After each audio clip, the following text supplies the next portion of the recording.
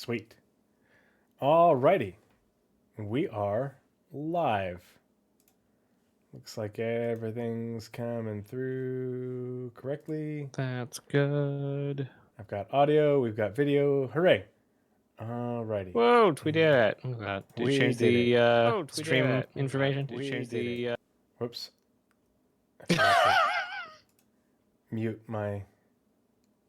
There we go. Now we're in the stream manager part. All right. Yes, Okay. I did change. Oh, you the did change the... description. Okay. I thought you were saying... Oh, wait. Okay. Hi, Nope. everyone. Hello. How's it going? Good evening, everybody.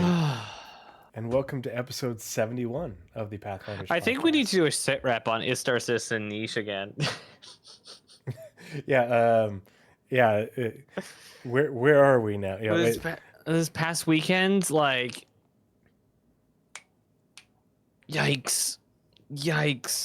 Mm-hmm. Well, and Like... Level Cap did a video on it. Is it more mainstream? Mm-hmm. Yeah. And it's weird, like, it's because of all the news orgs like hating on Star Citizen, they've turned Star Citizen into, like, the haters have turned Star Citizen into a meme. And so all these, like, attention seeking for like, their job is to attention seeking to provide content. I'm not trying to say attention seeking is a negative in this case, but attention seeking streamers, like, they're going after the memes, and Star Citizen's one of them. So, like, the hater or news orgs have turned it into a meme, which then fuels the streamer platform, which then fuels Star Citizen, which then fuels again the haters. It's just there's a reason why Star Citizen marketing team is so small. It's because the internet is literally doing it for them. Yeah. Star Citizen might almost be better off without them, because the players and the community and the haters do all the marketing for them. Yeah. But then again, marketing makes a cool whole C ad, and then people rage about that, and then still makes more money. So the cinematic, that's for sure. The cinematics team for the marketing department has mad skills. They are good. They have lots of talent over there. And we finally have the MPU 1T that actually was in the whole C commercial. Mm-hmm. I love it. I bought mine today. Nice. I was actually used mine legitimately. Episode 71 Nazeris, the long ones. Actually used mine for a salvage run we did with my org, No Forge Industries. We had a vulture, me in the MPU VT, and then someone else in the C1. So the vulture we were looking for what we call wild scrap. Basically, if you just go from a station, just go out of the station. Yeah, the panels and things floating around. So what I would do is basically the vulture was standing still, and we would go to a field, and I would pull the pieces in front of the vulture, while the vulture and the C1 are back to back, so they can just pump out boxes into the C1. Nice. Good, very good. I like it. Yeah, that's what I've been hearing, is that it's really great for augmenting salvage operations. So, I find, like, it's cargo. It's finally here. For me, it's the tractor beam to mass ratio makes it irresistible, because everybody knows I love tractor beams, and it's got two of them. I wish it had a one size bigger tractor beam on the front. The one on the front is big. It's size 2. It's size 2, but you gotta have patience for it. You gotta have patience for it. I mean, if it was a size makes 3, sense because it'd be perfect, but it makes sense that it's size 2, because that's the minimum size you need to move a 32 SCU, is what they had said before. I don't know if that's still the same, but it makes sense, because that way you can use it for moving 32 SCU containers around a station for loading a whole C. But if you need to go further, you really need to carry it, and then you can only carry 16 SCU. But 16 SCU on a little ship that big is good. Like, for using that for, just any sort of logistics is phenomenal. But yeah. Yeah, I just want to see in the month reports, like next month or something, that they're working on the behaviors for MPUV pilots for docking cargo. Mm-hmm. Like that's what I want to hear about. I want to hear that they're making the behaviors that we can actually pull up to a station and see MPUVs buzzing around doing cargo stuff. Yep, that's the dream. But yeah, Everything has size 2 or size 1 except for the SRV, which has the single size 3 for the tow truck bit. Yeah, it's the only thing that has a size 3 at this point that I'm aware of. Correct me if I'm wrong. I mean, obviously we'll get ships with size 3, but yeah, I think we're waiting on like bigger ships, Galaxy, and maybe the Astra. I don't know if the Astra has a tractor beam. The Reclaimer, did it get its tractor beams yet or no? Because it's supposed to have Reclaimer. Yep. I don't know. I'd have to ask. Yeah, because I mean, the Reclaimer is supposed to have drones. It's supposed to have tractor beams. At least if I North End says currently only has 1, but I believe Concept had 2. Concepts change, my friend. They do some changing. I mean, it really doesn't need to because it's on a turret that just points. They're pointing in the same direction. But yeah, I could see where like, oh, you have 2. Well, maybe that gives you the mass, of a. I don't think I'll ever until they fix it. Which it's getting louder, but I don't think I'll ever forgive them for what they did to my MSR. Yep. Tangents. All right. This is the Tangent Podcast. Welcome to episode 71 of the Pathfinders Podcast. I am Tree0311 here with my good friend and partner in crime. Hello, everyone. I am Nazeris. And we are the Pathfinders, and we are charting the way through all the nebulous information surrounding Star Citizen, Squadron 42, and their development. Badger. Yeah. Speaking of which, North End Trooper, I did at dinner time get approval from Hire to attend our Bar Citizen this weekend. So I'm very excited. Yes. Daddy gets the day out. But yeah, so it's been a while since we've been over there, but yeah, I'm going to bring the board game. I already forgot the name of it, but it's upstairs in the guest room. But I'm going to bring it and we're going to play. And I'm very excited because we only got to play a little bit last time, but we need to really break it out and figure it out and have fun. But one of the members of our Bar Citizen Boise up here, well, actually, it's him and his 2 brothers.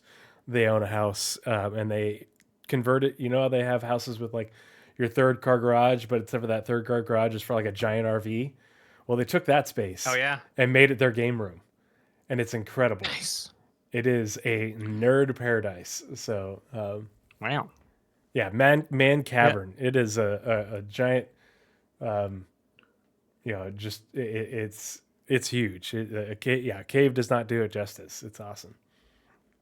But nice. So we're doing that this board weekend. Games. I actually started kicking around an idea for one. So it's basically what I have gore problems with the lore of 40K. And so I don't want to get into 40K, but I want to build what I think it'd be like playing like a 40K, but it's going to be spacescaped.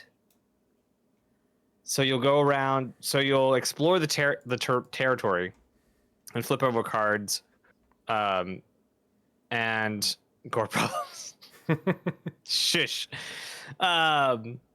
But you'll be able to be like a trader, or you'll be able to do conquest, and basically every player will pick their own win conditions at the start of the game, and then they'll all try to race each other to their win condition. And maybe you as like a cargo company are trying to get to whatever the cargo company win condition is, but someone else is trying to do conquest, which means you're in their way. So they will be attacking you while you're just trying to move cargo. And so everyone's going to have this kind of asymmetry trying to get to their end goal first. Nice. That's the seed of this tabletop I got. And it's going to be based on 3D printing, so we can have just like living room sized play spaces. That's why I like 4X games, because you have so many different victory conditions that you can work towards, and you can pick the one that you want. But yeah. I'm really looking forward to playing that board game again and just like the the only adult, grown up interaction I get in person. And hey, pervert. No, I mean like it's just hanging out with other parents. I didn't say anything. What do you mean me?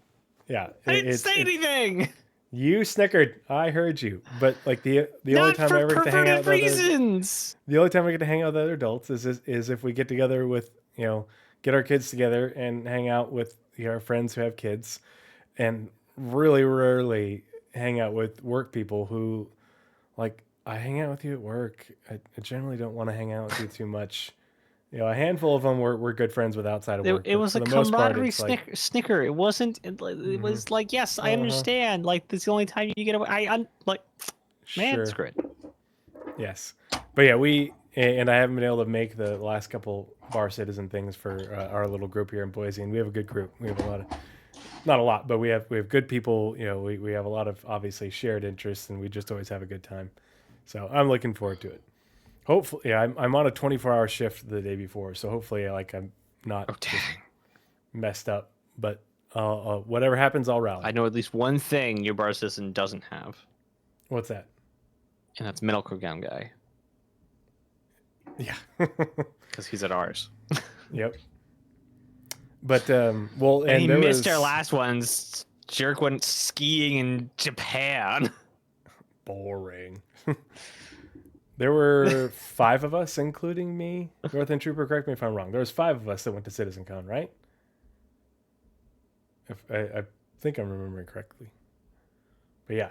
So we had a I think that's right. So yeah, we represented, and it was a good time.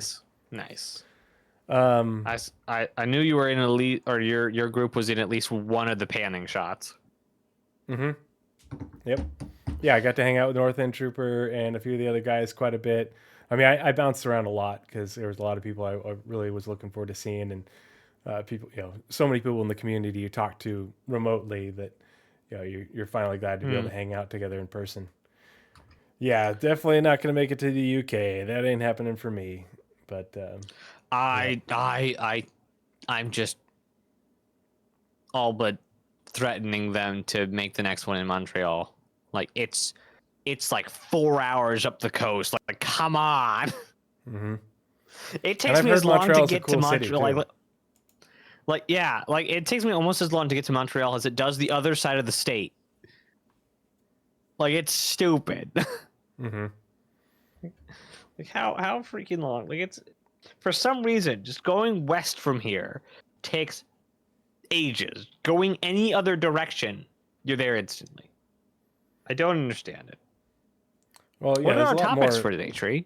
There's a lot more north-south highways on the East Coast than there are east to west. Like, it's a lot easier for you to go north to other cities along the coast than west into the Appalachians. But yeah, so this evening, sorry, lots of tangents. This evening, we have 2 things to talk about. We obviously have a Roadmap Roundup from last Wednesday, so we have to get caught up on that. And it's a big one. In terms of the release view, it's the most important Roadmap Roundup we've ever had.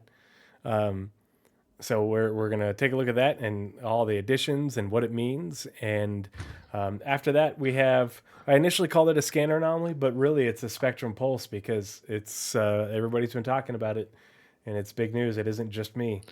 So, Spectrum pulse sitrep. Yeah, spectrum Spectrum pulse anomaly sitrep.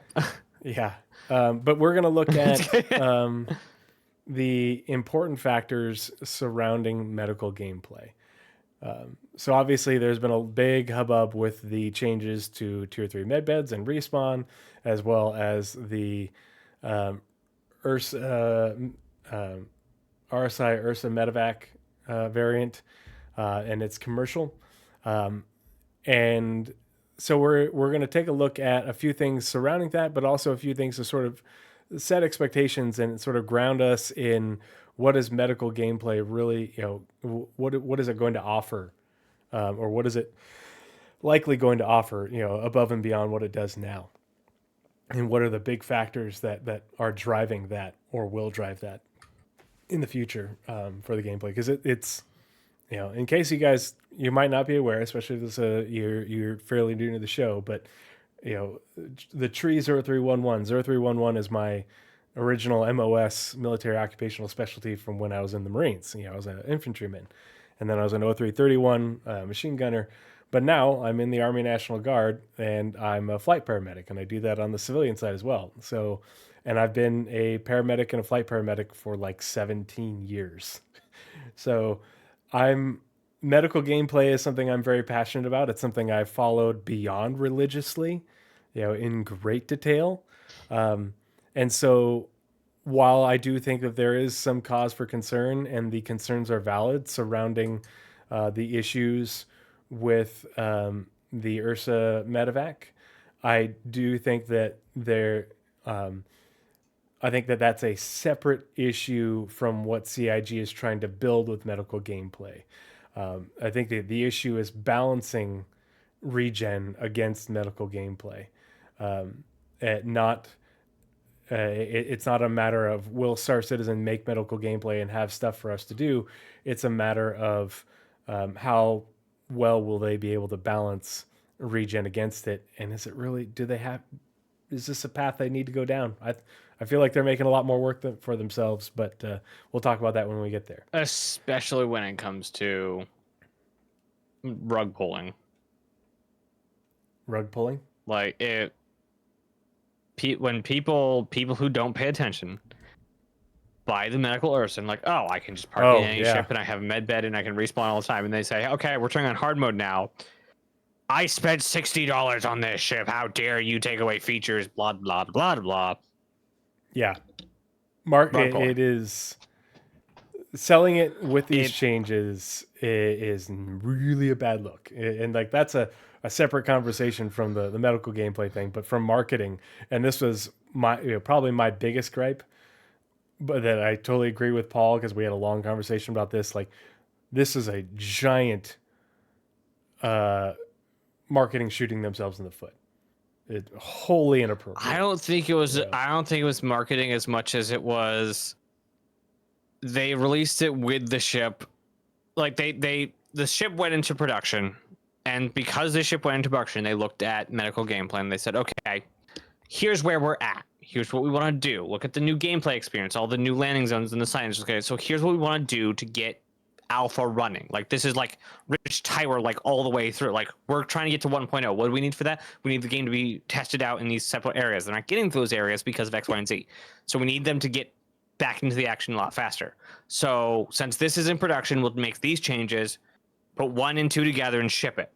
The problem is it came out on a sale and they're selling ships. So always people are going to say, well, because you changed feature X and released ship Y, you must be doing a marketing ploy.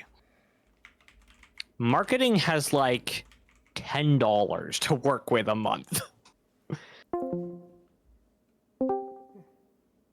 It's yes, the entire ship selling system is a predatory marketing scheme. No gripes there. No gripes with people calling it that. Absolutely. But this is going from it's like, not marketing does not have any. They've said this on live thing. Marketing has no say on what ship gets made or what features are made and what choices in features are made. Never do marketing people influence or tell the gameplay people how the game should be made. Ever. You only get that in like Ubisoft games. But it goes the other way. Marketing says, "Oh, this actually perfectly. Let's make a thing about it." It's what the game needs to get to the point that it wants to get to later. It just looks rather sus. Yeah, but and the fact that they've got their own devs saying, "Yeah, it looks sus. This was bad."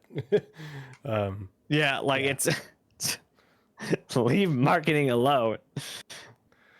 I hate ads, and I hate marketing. So like the fact that I'm trying to do all I can to protect marketing right now, not protect, but be there for marketing, they don't do a whole ton. They do the catalogs, both on the website and what ships are being sold at the time. That's the one of the biggest things they do. What ships are sold at what sales? And then they do ads. Very little do they actually do beyond that. Ship ad commercials and go through Evocati pilot. Like, they just don't touch the game. They don't like go to John Kroon like, hey, we need an all-powerful fighter to sell. They can't do that. There is no mechanism for marketing to go influence the game. I'm sure I'm preaching the choir, but yeah. The problem is Anyway, when marketing doesn't talk to the people making the game in order to understand what's going on, where things are going, or no one from game development proofs the commercial before it goes live. And then it's like, wait, how did you think this was a good idea? Yeah, ship ad should go through Evocati. That would be freaking everything. I think every public facing decision should go through an Evocati. Paul has said this. I think even Tomato said this at one point, that hey, we're here. We would totally vet your changes that you want to make to some big feature or something. Marketing using a focus group? What? Yeah, that's a wild concept. You mean taking a group of the people you're marketing towards and getting their opinion on something before you and I don't know if they have it. I think they should definitely have a disclaimer on their ads for not representing of gameplay or something, and no, they don't. No, they should definitely have some disclaimer that's not representative of actual gameplay.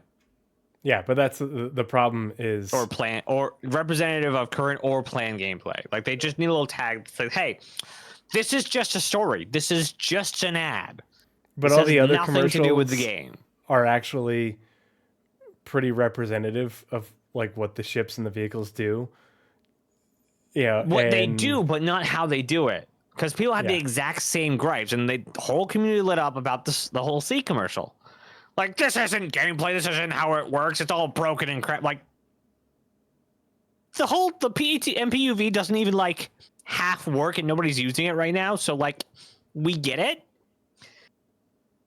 People are getting upset before the gameplay that the ad is trying to induce is in the game. Yeah, but because they're doing that, it should say that they should have that disclaimer there. Yeah, it made some just very, say, hey, this very is a story. Bold claims that were out of left field in regard to everything that's been said and everything that's been planned. It totally polar opposite. It's and anybody who's read that stuff and paid attention to all that, and that's why the people interested in medical gameplay are excuse me, what? Because it's it's is this for a different game? Because this is not what we've been pitched for the last 10 years. But yeah, so let's switch screens and we'll take a look at the Roadmap Roundup. And while you are reading the beginning, I'm going to open up a window because it's already hot in here. We should be cold in here by opening window. Happy Wednesday, everyone. Every 2 weeks, we accompany the Roadmap Roundup with an update with a brief explanatory note to give you insight into the decision making that led to any changes. This is part of an effort to make our communication more transparent, more specific, and more insightful for all of you who help make Star Citizen and Squadron do possible. With that said, let's dive into this week's Roadmap Roundup. The community team notable changes for May 15th, 2024. It's not back yet. So, I'll read the next header. Okay, release view. In this week's Roadmap update, we're excited to announce the addition of 4.0 to the release view, targeting Q3 of this year. Below, you'll find the initial set of features, and content planned for this release, with more to come in lead up to launch. Not only, of course, do we have the hidden things that will just be plopped on us when 4.0 goes live? Accent for no reason. When 4.0 goes live, but also there's plenty of stuff that could sneak in or sneak out in the lead up. Like I'm hoping the CL gets in there, because gosh dang it, why is the ES the one on the fast track? Like I I thought they understand said it was the the A1. CL was coming at IAE. I haven't Better not. I thought watched that was the SCL MR. from I haven't watched SCL from last week. I'm behind. The 'Cause Polaris is the thing they said is coming at IE. Okay. I'll have to go back. So or if I'll have we to follow the watch it 'cause I track, haven't gotten there because they yet. said at CitizenCon, hey, the Zeus is going to follow the same pattern of the Spirit. Then they released the A1 patch later, the C1, and who God knows when the E1. So if this is following the exact same cadence, it'll be 4.0 the ES, and then 4.1 the CL. God, I hope it's the CL. And God knows when the MR. Well, I don't know, because we have, I guess, patch later the CL, patch later the MR. I don't know. Yeah. Yeah, I The thought end of this year gets real fuzzy. I thought the ES was kind of an interesting choice, especially given that the CL, all the cargo stuff is, Yeah. and hangar stuff is like any week I now. need my anti-spirit. And so, but at the same The longer I time, play the spirit, the more I hate it. like when people say, well, we don't have exploration, so why are they making an explorer ship? It's like, well, it's not really a dedicated explorer ship. It's a versatile multi-role ship, that is more. It's kind of like calling it should have been called the MR. It really should have been called the MR. Yeah.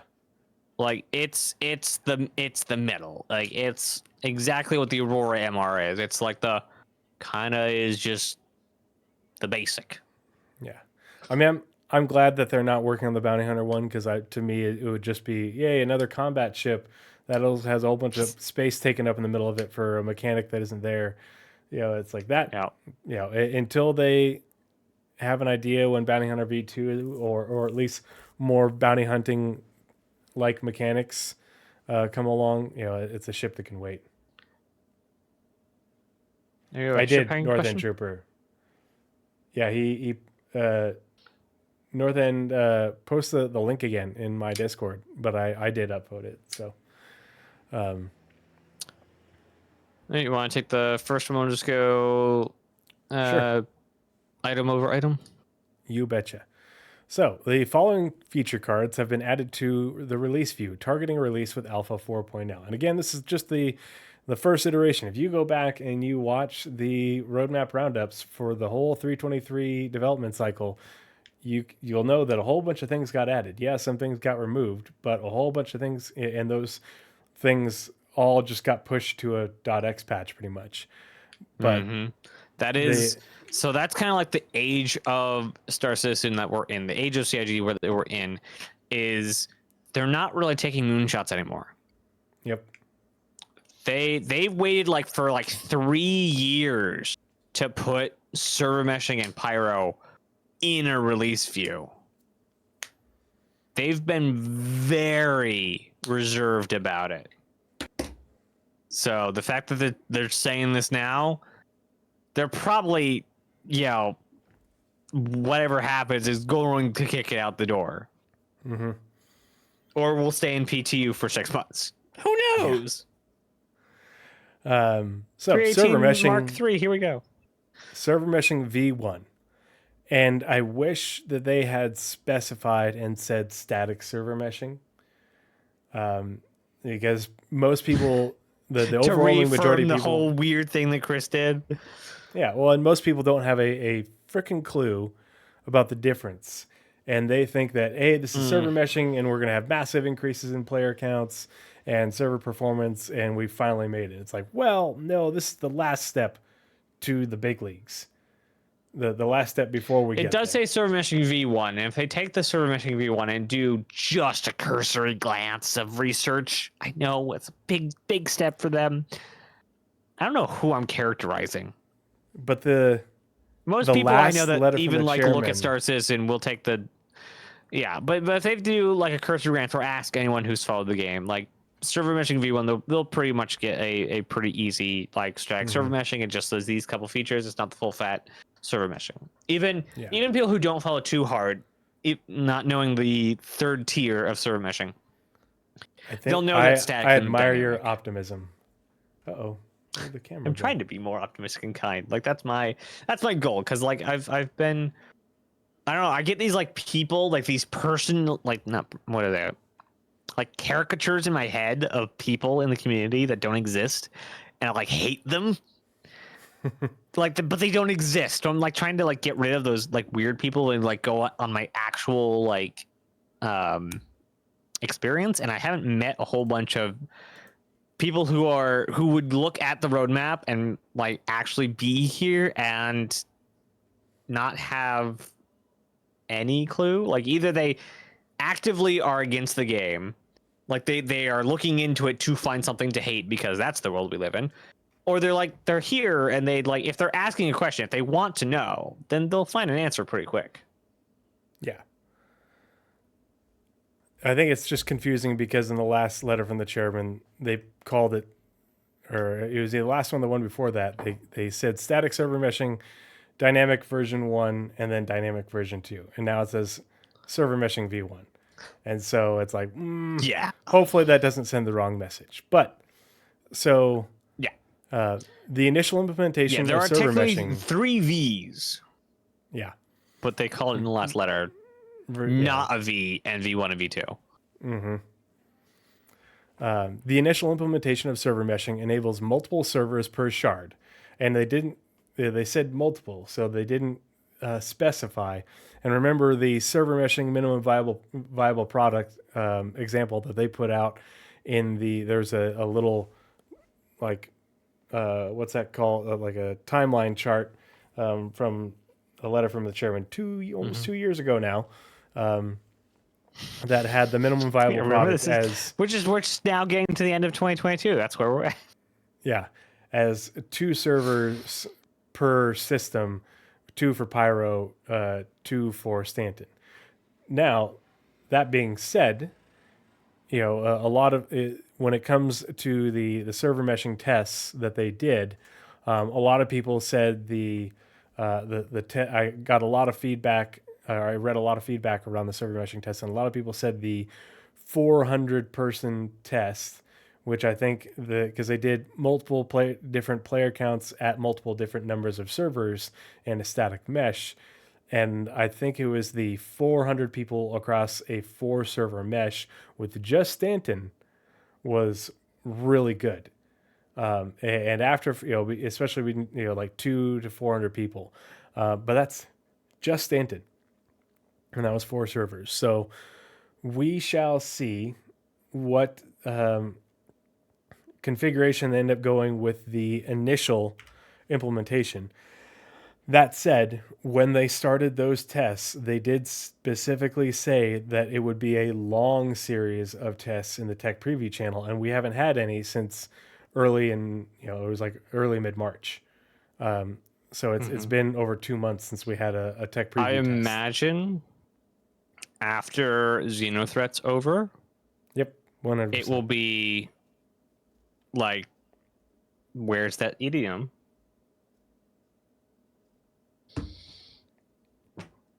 I lost the idiom entirely. Basically, round the clock work. There we go. Round the clock work, and like just does this work? Does this work? Does this work? Does this work? Does this work? And just constantly pushing out previews.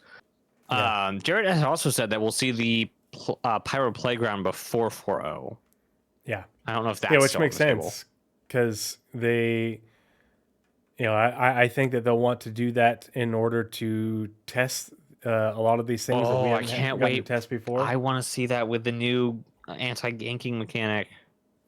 Yeah, because the one we talked about with the monthly report, with the reputation-based hostility. Yeah, well, because that's the thing is we only got to test the inner half, and I just find it hard to believe the idea that CIG would release the outer half and probably the more important half of Pyro without it being tested, in a tech preview build or a Pyro Playground build because they want that wide launch. I mean, it's gonna be through Evocati.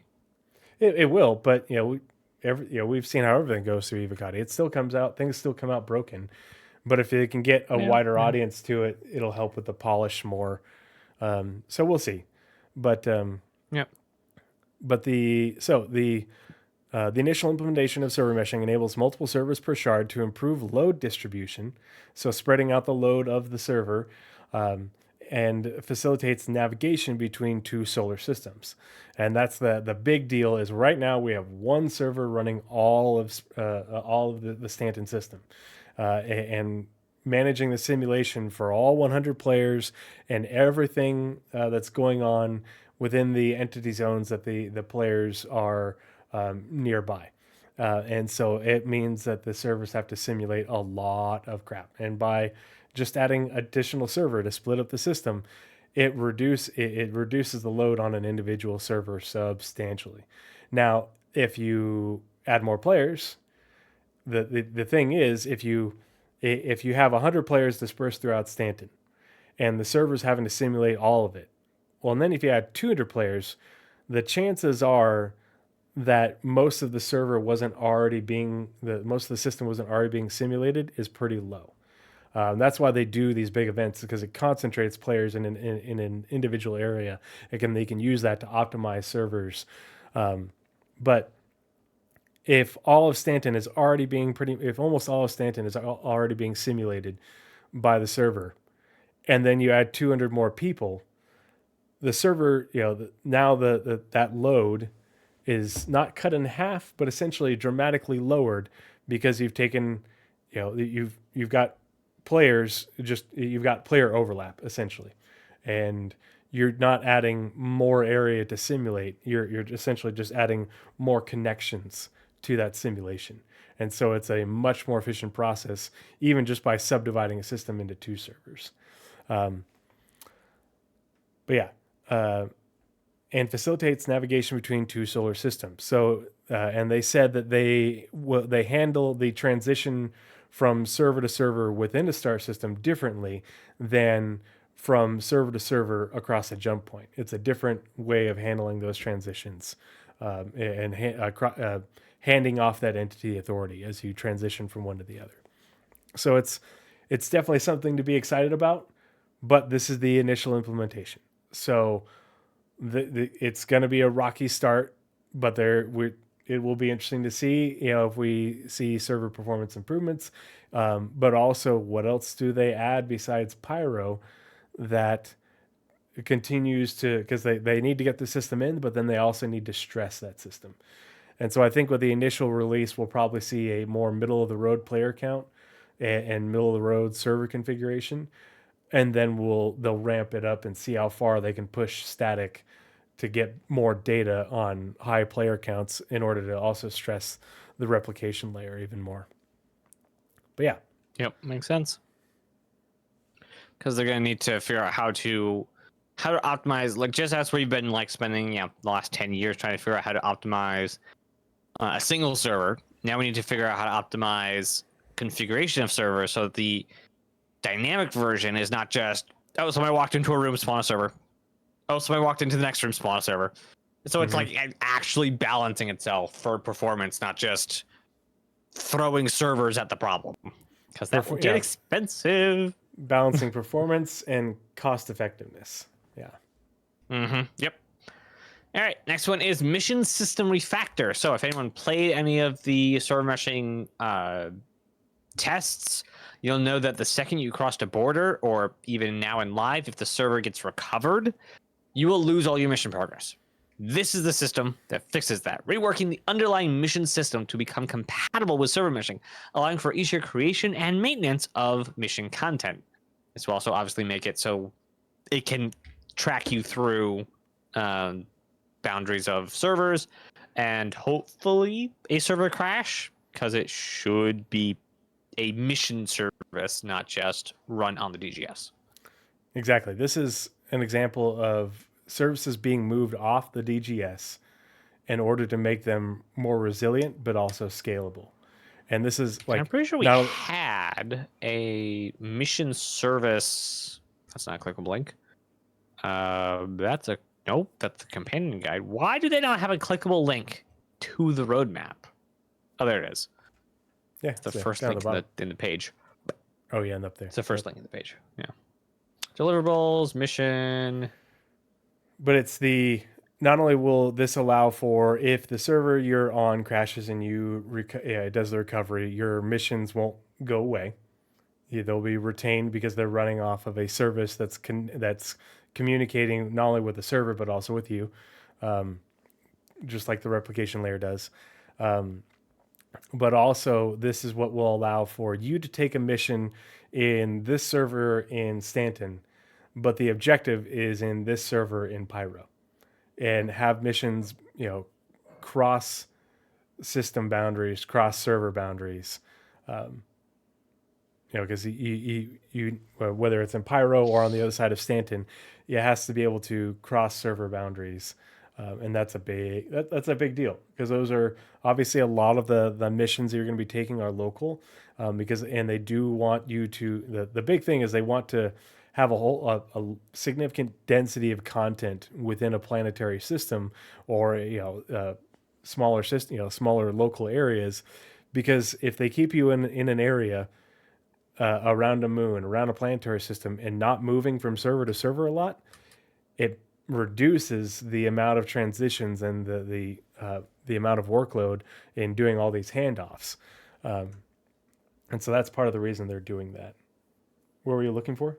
So no, apparently there is not a mission service tile. That's what I was looking for. There's not, but if you go back to the deliverable for server meshing and persistent entity streaming, you'll see a lot of work by the mission feature team. Yeah, that is this feature that we're talking about. Yeah. Yep. Yeah, they've been working on this for a while. But I thought there was specifically before. a service that would be running to keep track of players' missions. Yeah, I'm surprised there isn't a deliverable, but at the same time, it'll probably get added once we get the new. Because if this is on the release view, it should have a deliverable that will be, or maybe it just falls under the server meshing one. We don't know. Yeah, I think that's part of server meshing. What I was thinking is a specific service that deals with keeping track of players' missions, whether server meshed or not. Yeah. But I guess that specific service isn't a thing. It's just rolled into other things. Mm-hmm. Something like Atlas or something. Well, and it could just be that it's rolled into the work for server meshing and persistent entity streaming. The replication layer separation is rolled into that. It's got to be on one of the services that's not on the server because it needs to be able to obviously transition across DGSs. It might be like the replication layer separation falls under the hybrid service. So it might fall under the hybrid because the hybrid service is a collection of services that are off the DGS or will be off the DGS. I don't see where the hybrid went on the unofficial map. I don't know. I don't know what they call it now. I've heard Benoit call it that. The replicant is an individual replication layer. So, continuing on, the transit system refactor, reworking the transit system used for trams and elevators to be compatible with server meshing, as well as generally more robust. As we all know, the transit system has lots of issues. Elevators being out of sync and, falling through the planet, falling out into space, all that. The trams having issues moving about. But this is important because they have to be able to subdivide landing zones because the anticipation is for landing zones to have significant draws of people. Imagine if you had Invictus launch week at Orison. Visit Orison. And there was 1,000 or 1,000 people in the system wanting to visit Invictus launch week, and they all went to the server that was running Crusader and the Crusader planetary system. Well, they need to be able to subdivide Orison into different servers as the population there grows, in order to make it so like you're, because the tram has three main stops. Um, oh gosh, where the shopping and the habs are, where it's the Cloudview. Independence, Cloudview Center, the Independence platform, right? That's what it's called, the main platform, and then the oh gosh, I just stroked out and forgot the name What's of the Independence? It's Providence, Cloudview, and Providence. There you go, Space Providence, Station. and then the spaceport. And then there's the not Bevik. Yep. Yeah, Oh they no! have What's to, the event center called? huh? I know Bevik by heart. Gosh dang it! Why? But yeah, but they have to be able to. The tram system has to be able to No. move you What is from it one called? server to another as they subdivide a landing zone. What is it called? That's part of why they moved those other event locations, for missions and such, away from Orison, in order to be able to put them into different entity zones around Crusader, so that way they could be streamed in and out and run more performantly. I sent you an image. You sent me an image. What'd you send me? Invictus. I want to go to our. How do I? You want the timestamp for it? Oh, there we go. Yeah, that's Bevik. You talk Yeah, about cool. large populations. That's like it. I constantly keep that in mind. Like it could. Yeah. Well, and that's the thing. Is Imagine like get that kind of player count. and Basically, NPCs. this is like 5 servers right in front of us. Yeah, and NPCs is the the NPC population is restricted right now because of server performance. Well, when they can subdivide it a lot, and I hope they get a crowd service or a crowd like system running that can do like lightweight subsumption, that can like basically like incorporate subsumption entities into it. So like subsumption like NPCs, and then it will simulate a crowd, not their routines.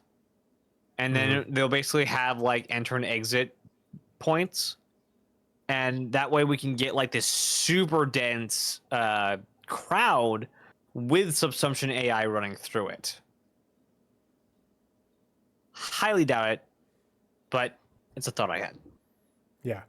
Well, remove a lot of the other more complex logic, and then have them, you enter into here, and we simply reduce you to to just the crowd logic, for this duration. Boyd. And then We just need NPC Boyds. Humanoid Boyds. Humanoid Boyds. But yeah, Yep. that's the trans system refactor. All right. Now we get into the fun ones. Pyro 1. In a long list of what we're going to be talking about. Basically, we're going to be now going through the entire Pyro system, planet by planet, moon by moon. So Pyro 1. Pyro 1 is the first planet from the sun of the Pyro system. Its thick, high-pressure atmosphere hides a strange landscape beset by powerful winds and lightning strikes. Under the clouds, there is an ecosystem of plants and animals that endure its extremely high temperatures, even during powerful solar flares. So this is the planet closest to the sun, and somehow there is life. Yeah.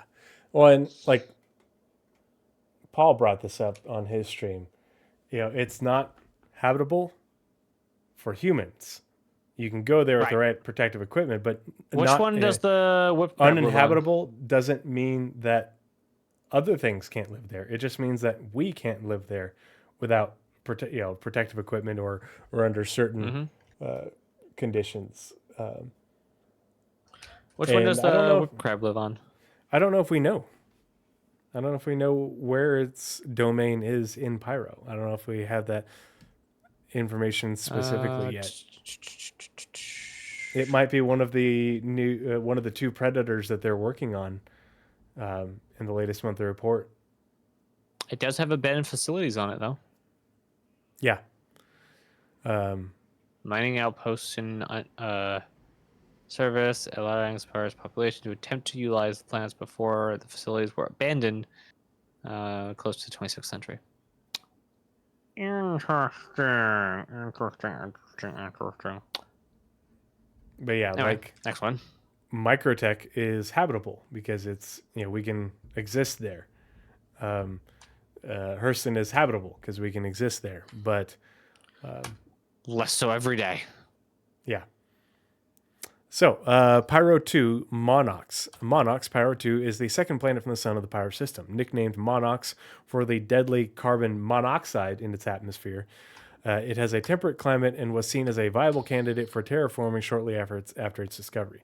Now, carbon monoxide is different than carbon dioxide. When both of them in two great carbon monoxide is very bad for humans, like real bad. But high concentrations of carbon dioxide are also bad for humans. But carbon monoxide, what happens is you breathe it in, and it has a really strong affinity for your red blood cells. And so all this carbon monoxide will bind to your red blood cells and prevent oxygen from binding your red blood cells. So you are breathing in air, but you're not getting any oxygen. And you suffocate while breathing. And so carbon monoxide poisoning kills lots of people every year in the U.S. and around the world because of failing furnaces and stuff like that, or or from fires and what have you. But that's why it's like there is an atmosphere there, and you could breathe it for a short period of time. But if you breathe it for more too long and then don't get treatment, it will kill you real fast. So it is definitely not a habitable planet. But the climate is temperate, so it's not like freezing cold or super hot. So you wouldn't need you'd need a rebreather, some sort of air source, but you wouldn't necessarily need a lot of other environmental protection. However, its proximity to the system's volatile sun made it dangerous for human habitation. So, again, the solar flares. And the United Nations of Earth refused to clear it for terraformation, instead allowing corporations to harvest its natural resources. Undeterred by the potential risk, outlaws eventually took up residence on the planet when the last corporations pulled out of Pyro in the 26th century. Northern Trooper, I am joking. Children don't do this. Adults, I'm not your parent. I take it to help me sleep. Yeah, that will give you the that forever nap. And it's really, carbon monoxide binds really hard to your red blood cells and doesn't let go. Like the definitive treatment for it, especially for high levels of carbon monoxide poisoning, is putting people in a bare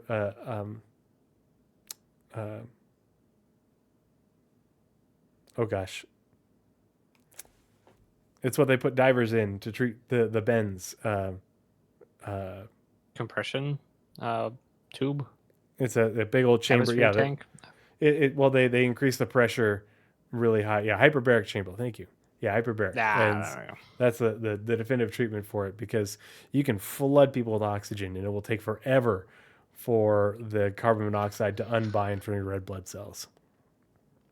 But yeah, that's Pyro 2. I wonder if we're getting the whip crab on launch of Pyro.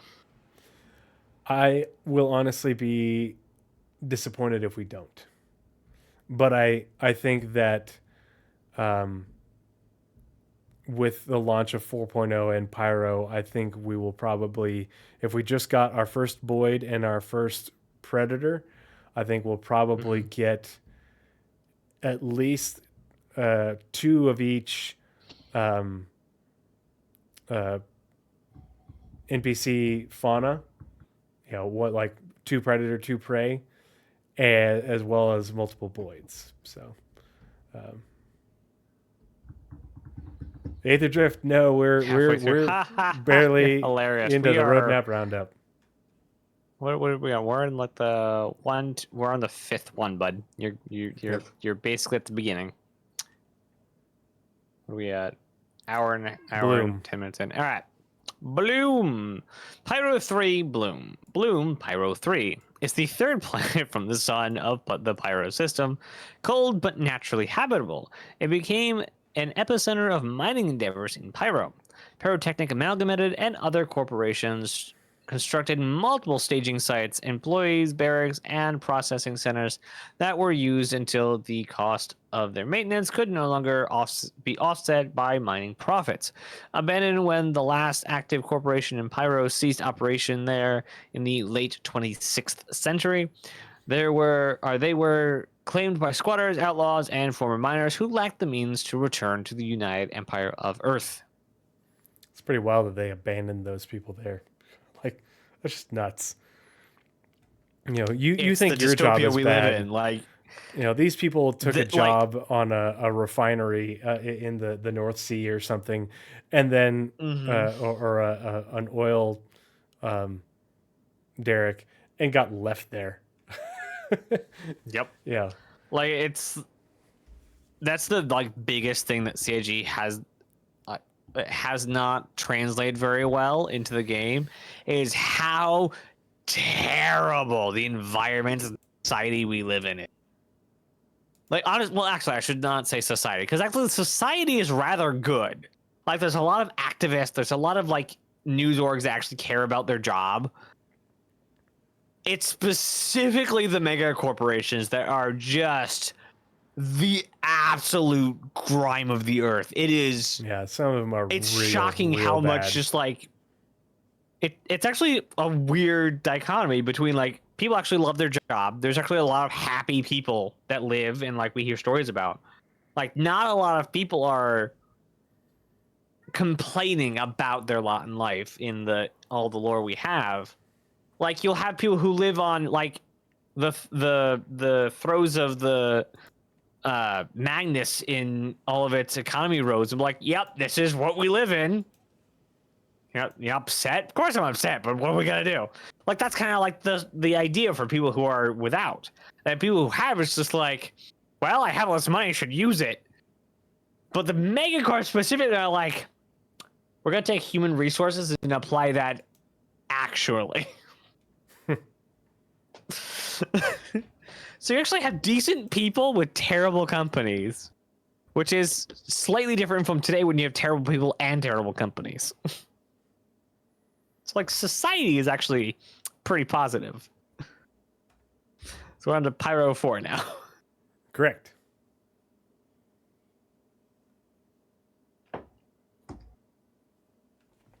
You're Pyro 4. I just read Bloom. Oh, wait, no, you read Bloom. I read Bloom. Sorry. I'm having a stroke. Sorry. Pyro 4. Pyro 4 no, don't do that. Is the outermost moon of Pyro 5, and astronomers theorize that it was once the 4th planet from the sun of the Pyro system. At some point before humans discovered Pyro, a massive celestial body collided with Pyro 4. I am looking forward to seeing how they artify what it looks like. Catastrophically warping its landscape, destroying its atmosphere, and knocking it into the orbit of nearby gas giant Pyro 5. Although the tectonic activity that resulted from this impact has quieted and a new atmosphere has formed, Pyro 4 is far from stable. It is on a long, slow collision course with Pyro 5 and will one day either crash into it or break up into a ring. Now, I'm no scientist. I'm something of a scientist myself. They're basing the name of this moon on perhaps they saw some rocks that looked kind of like a big enough impact to say this was a former. Why not just name it where it is, not where you think it was? So this is completely a lore Like, me against the lore scientists here. Like, it's a moon. Sure, it might have been like the sun back in the day, but we're not gonna call it Pyro because it's not the sun anymore. It's just the moon of Pyro 5. Yeah, why is it Pyro 4 and not, this is Pyro 4 and this is Pyro 4A? I don't know. Like, I just like it's just like I just have if I ever get a chance to like interact with scientists in the game, like this is gonna be like that. What the heck is this? What is this? I'm gonna be so upset. I'm interested to see what its atmosphere is like, since it did form a new atmosphere. Mm-hmm. It formed a new atmosphere, and they're like, it probably didn't have one. I understand you're scientists, and you probably took readings. Honestly, if you just came up with this theory and like ran with it, you'd probably be famous anyway, so you probably didn't need to check anyway. But it's here, it's got its atmosphere, and it's the moon of Pyro 5. Why the flip are you calling it 4? I have such a problem with this, apparently. I don't understand.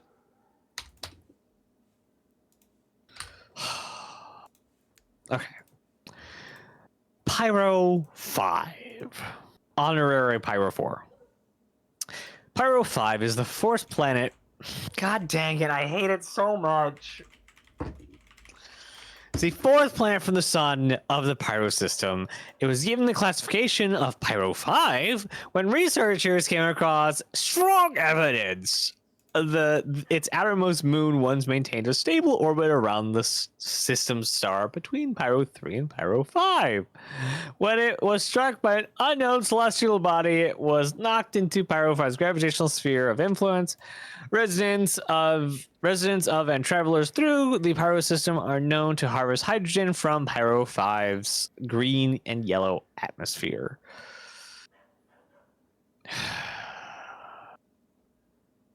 I don't think I'll ever recover from this. Like that's it's just a moon, guys. It's just a moon.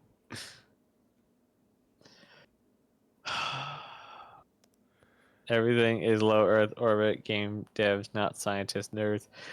Well, they consult, to be fair, actual astrophysicists for these things. And they that's told us multiple times. Hybert's background is. That's what her degree is in. Freaking heck. Yeah. Like, they do their school and then they either say, or to actually take it. But I'm talking about specifically, I don't have a problem with the writers. This is an awesome, like, lore piece from the writer's perspective. It used to be here, but it's now there. It's story. There's something there. There's some history before you knew it. But the scientists inside Star Citizen that showed up to the system and said, we think that was over there. We're going to name that 4 anyway. But it's currently there. Why screw up the order? Yeah, why name it after what it is? It says in the description, anymore. Pyro 5 is the 4th planet. Oh, jeez. They just want people to get lost in game. It's fine. They'll get lost. Like, wait a minute. This lost so much for your end. Yeah. Chronos. All right. It's in Chronos. Okay. Pyro 6. And this is the big one. Because obviously, like in the Pyro Playground, we had up through Pyro 3. We didn't have Pyro 4A. We didn't have Pyro 4. I'm going to vote Pyro 6. That 5, this is Terminus. The planet with... Sorry. This is the planet with the Pyro Crabs. Because Terminus... what are they called? In Helldivers. Terminids, big bug, whip crab, it's on Terminid. Mm-hmm. Just kind of... It could be. Man looking at conspiracy theories. And it's way out there. So Terminus, Pyro 6, is the outermost world of the Pyro system. Its nitrogen-oxygen atmosphere is technically breathable. But it contains high enough amounts of methane and carbon dioxide that has a negative effect on one's health after extended exposure. So you can walk around without a helmet on and breathe the air, but if you do it for long enough, it'll start to have negative effects on you. So if you And by negative, he means psychedelic vision. Yeah, choose your pick. It'll be interesting to see how they end up simulating it in game. But like, you breathe out, you breathe in oxygen, you breathe out carbon dioxide. You breathe in, your body takes on the oxygen, and you exhale carbon dioxide. Well, if you're breathing in carbon dioxide as well, it messes with all your little body sensors that tell you to continue to breathe, and so it will screw you up. What does methane do to the lungs and the brain? That I don't know, because we generally don't run into people breathing methane. But when you have when your concentrations of carbon dioxide get up too high in your blood, it tells you to stop. It makes you want to breathe more and more and more, which makes the process worse and worse and worse, and then it makes you really confused and agitated, and yeah. So, but I mean, you could technically breathe it for a little while. So if your ship crashes there and you run out of air in your suit, you continue to breathe the air for a little bit if you need to, in order to get to some place where someone can rescue you or something like that. Pyrotechnic Amalgamated placed their main hub of operations in orbit around Terminus, later abandoning the station when they left the system. That's Ruin Station. Ruin Station is in orbit around Terminus. And also, if you go to the Galactopedia, you can look at all the articles for the Pyro system. And Terminus is where there's like the different pirate organizations have bases there that they use for staging attacks against Xenothreat, and when they're trying to retake Ruin Station. So I wonder Terminus if they're gonna will be do a battleground. I wonder if they're gonna do a system for control over Ruin, where there'll be every time like an organization gets like a reputation or resources or what have you, whatever the trigger point is for the dynamic event, and it will trigger it to assault on Ruin Station, and it will dynamically be taken over by these gangs constantly fighting over it.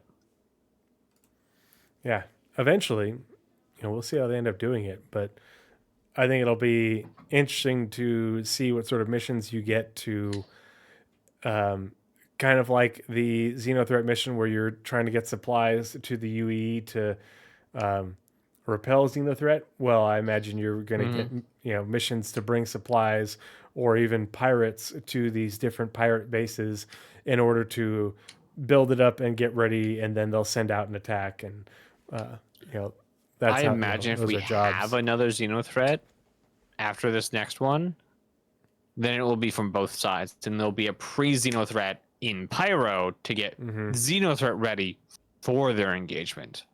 Yeah. Yeah, it'll be Terminus will be an interesting place to visit, because they not only did those Interesting apparently and did heavy those quotes. Yeah, well, and a lot of work to be had there, but also because all those pirates have their own staging bases there, there's a lot of inter-clan gang conflict going on there. So it's as much as And best part Ruin is, Station is a battleground. doesn't the matter planet who you below are. is. It doesn't matter who you are, you still need to eat and drink water, which means cargo hauling's got a job. Yep, beans, bullets, band-aids. Hi. All right, next. All right, Ignis. I believe that's Latin for fire. Ignis is the innermost moon of the gas giant Pyro 5 Honorary 4 Pyro system. The multiple I almost said crayons, multiple canyons and dry riverbeds on the surface suggest that crayons, liquid you water say? once flowed there in the distant past. What was that? And crayons, you say? I'm going there. Yes, multiple crayons. It has not just one, it has multiple crayons. I must find them.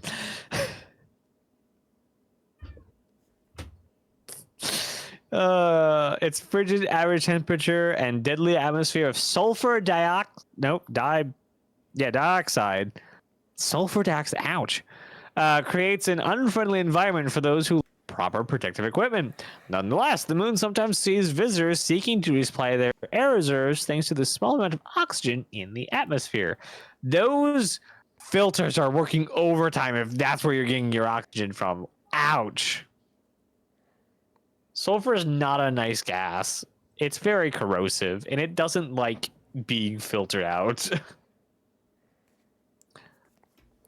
Yeah, it'll be interesting to see how they make that work with the life support system and going there, flying into the room system around that planet with the atmosphere, and use how does that let you tank refill your oxygen reserves for your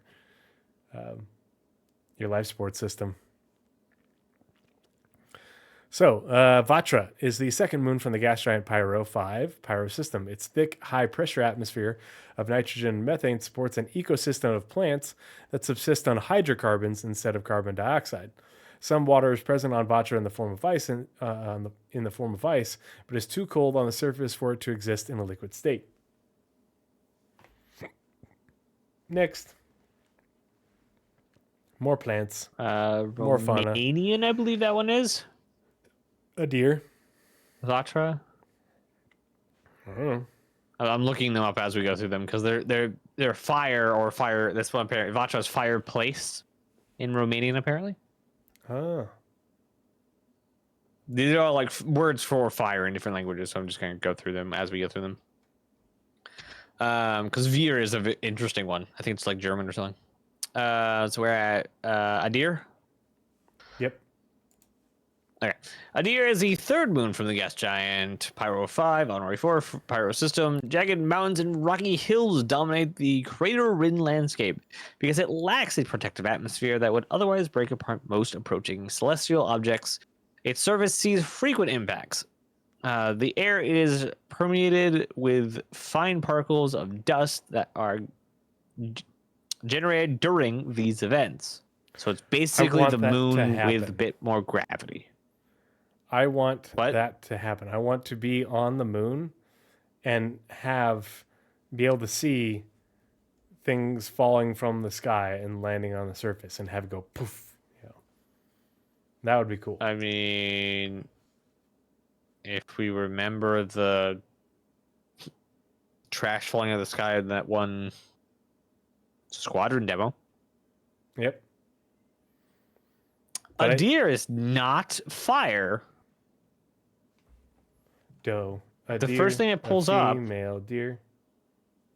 No, not. God dang it. The first thing it pulls up is Jewish for strong one. Huh. Interesting. I wonder if it's some other language. Let's see. Pyro is the fourth moon from the gas giant Pyro 5 in the Pyro system. A hotbed of seismic activity, Pyro experiences frequent earthquakes that disturb its deep oceans of brackish water. Are we going to actually experience these earthquakes? Is that going to be a thing? Not in this first release, but I hope it's a thing. I want to be able to walk around on the moon and all of a sudden feel it. Whoa, the moon has an unusual ecosystem that thrives both on the surface and under the sea. Under the sea, you say? Supported by the carbon dioxide and nitrogen in Pyro's dense atmosphere. That'll be an interesting place to visit. There's, the unusual ecosystem. Are they hinting at the first underwater fauna? On to you for Fuego. What language does it mean fire? Okay, so Fire is German. Fire. Borrowed from English. Okay, so it's German from English. Fire. Sure. That's how words work. Fuego. But if you don't know what Fuego is, then you haven't been to the market and you haven't bought Takis, and you're missing out because you should go eat Takis. They're little they're like Doritos if they were spicy like pepper spicy and rolled up into a tube. So good. Nummy. I'm also kind of allergic to corn, so that works out well. So basically, I just die the next day after eating Takis. It's fine. They're good. Fuego. Fuego is the fifth moon from the gas giant Pyro 5 on Ray 4. Pyro system relatively temperate, but still cold. It has a mostly carbon dioxide atmosphere with small percentage of nitrogen, sulfur dioxide, and oxygen. High amounts of iron sulfide in its soil gives its surface a yellowy and black appearance. Infamous smuggler group, the headhunters often utilize Fuego as a stash point for goods during their nascent years in the early 26th century or early 2600s. That will be This is fun a to place go where I'm find going to be these spending most of stashes. my time because I love the aesthetic of these mountains. Just holy crap.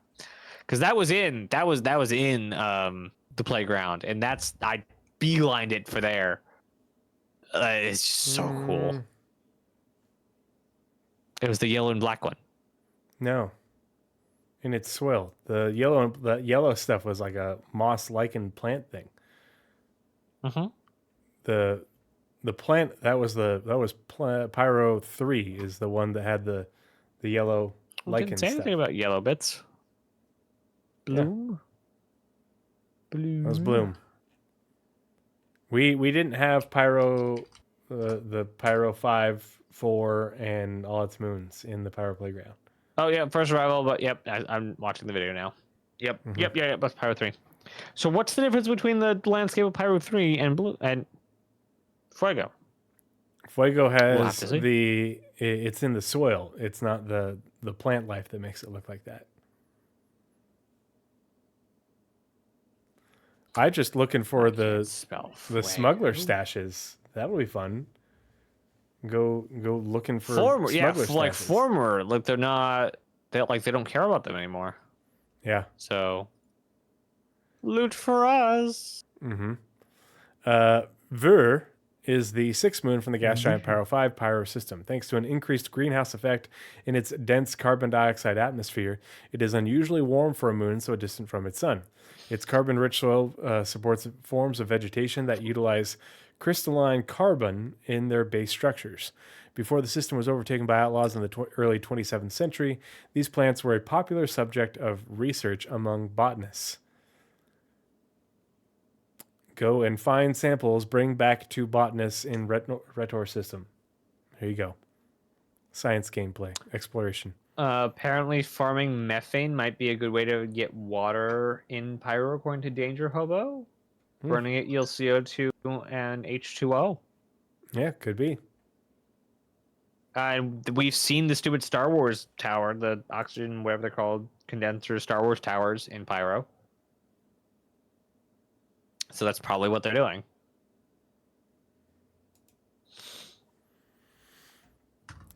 All right. Pyro space stations. Adding rundown rest stop stations to these Pyro system, which provides basic services such as repair, sustenance, and commerce. Yeah, we got to see a number of those in the Pyro Playground. And if I remember the information correct, I forget where it came out of, but there's a total of 26 rundown stations in Pyro. But only 11 of them were occupied. The other 15 that are part of are derelict. So there's nearly as many stations in Pyro as there are in Stanton, but less than half of them are occupied.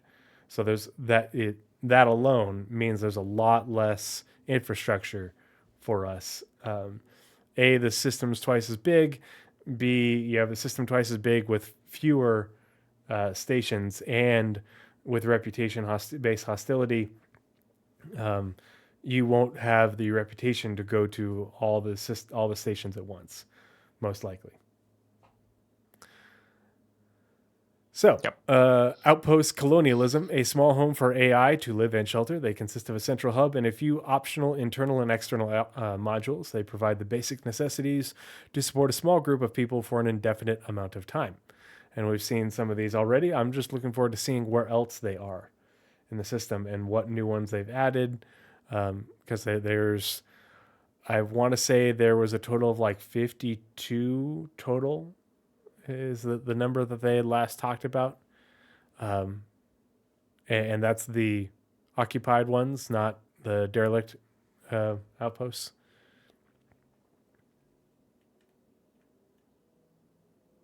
Nice. Jump points. One of the big ones kind of hidden in among all the rest. Implementing the first jump point into the persistent universe, connecting the Stanton system and Pyro systems together. Includes necessary vehicle items and functionalities, the jump points themselves and their inner tunnels, which they're still kind of nailing down last we heard on how exactly the deltas at either end work. Yep. Interesting that they said includes necessary vehicle items. So that's part of the resource management. They've gone back and forth on this over the years. What is the jump module? Or is it a jump drive, or is it a jump module that is on the quantum drive? Because the original concept art was this kind of like big module that sat on top of the quantum drive. But we've also heard them talk about a jump drive that is separate. Because in lore, a jump drive is a quantum drive that somebody's hit with a wrench too many times. Basically how they found the first jump point. Yeah, that's how they found it on accident. And that, like, when they first commercialized them, it was just a module that you put onto your quantum drive or a modification that was done. And now they're sold with them. That's going to be the question, is how you go about swapping out your jump drive. How does the jump drive matter? You know, what does it do? Because that's the other thing is jump points are entirely a mystery to us. You know, and are they going to reveal that mystery to us in terms of, like, do jump point sizes matter? And if they do, how do they matter? What does the jump drive do for us to go into the jump point? You know, how does all this stuff has only been talked about vaguely, and we don't know how it works. So this is probably one of the bigger reveals gameplay wise coming in the near future, in terms of we don't fucking know, because they haven't told us shit.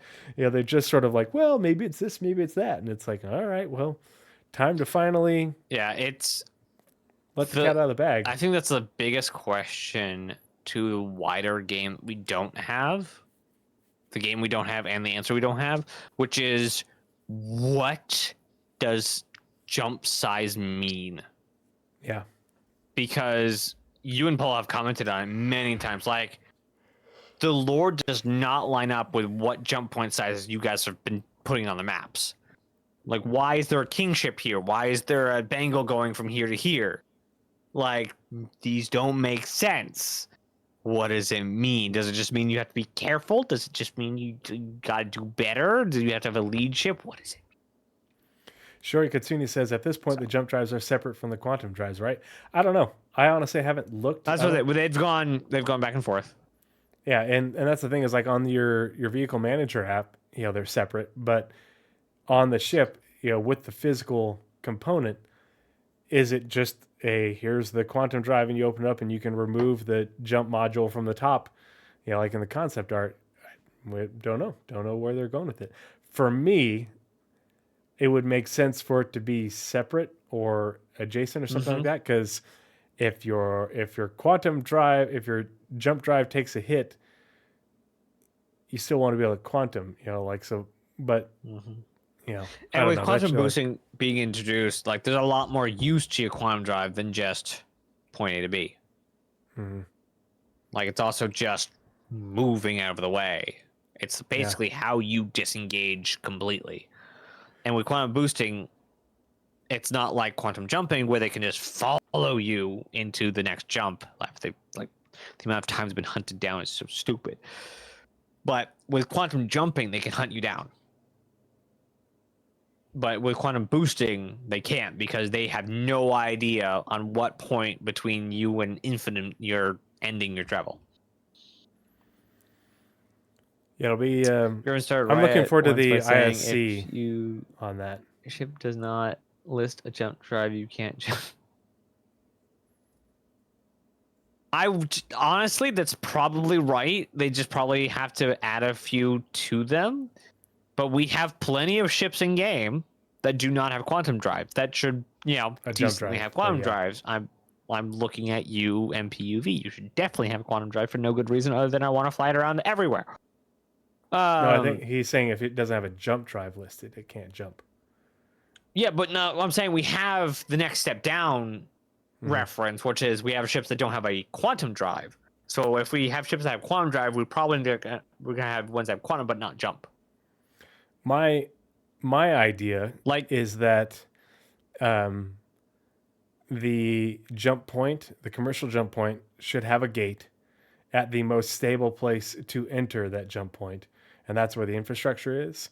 But anywhere like within an area around that jump point, if you have your own jump drive, you can access the jump tunnel, the jump point. And that way, if you have a ship that doesn't have a jump drive, a great way. you go through the gate. That would, and That's we just could my have thought. our infrastructure in our locations with our jump rings that You they're know, and if trying you- to take away from us. Well, and if you don't, if you use the ring, well, the ring opens up the, the jump point for you, and you're not using your energy, your fuel, blah blah blah.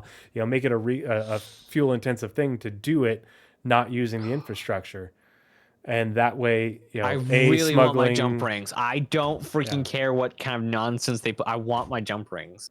Yeah, that's just Like that. That's like peak sci-fi to me. Like that's just some giant ring in the middle of nowhere. Like the amount of impatience Ring I could have be for next blockaded, Stargate is but they couldn't insurmountable. blockade the whole jump point. That's the thing is you Right, could blockade the jump. But rings being blockaded are like a cornerstone of sci-fi. Yeah, That's and like you can. everyone has a blockade. There is not a single sci-fi that I know of that doesn't have some point of very stupid blockade. Like they've blockaded like in Stargate when the blockades on the north side of the planet and the ghoul could have just stinking gone around, right? Stupid blockades. Every sci-fi has stupid blockades. Star Wars did the same crap. Yeah, and if you had this whole giant area in space, that is where you can anywhere in this massive space, you can access the jump point via your jump drive. Then it's easy to circumnavigate I didn't get the far blockade. enough in the expanse to them to set up a blockade. I know. I'm like, shame. aren't they like rebooting Shame. it again anyway? Shame. Yeah, I deserve. I got basically till right after Martian Girl turns. Yeah, North End That's Trooper. basically as far as I got. This is not going to look good on his annual Far- review. 71. That's all I made it. Wow. Okay. So See you guys on later. May 21st, good run. 2024 at midnight Eastern time, you said, can you clarify these statements for us? But yeah, that's my thought for jump points. Let's see. Did you read that one or did I read that one? Which one was it? Jump points. Jump points. That would be me. So you're on Solar Burst. Okay. Solar bursts are dangerous You now natural have disasters that happen regularly around older stars like Pyro. In these instances, older stars like Pyro, I bet you they're going to reuse this mechanic in multiple places across the verse.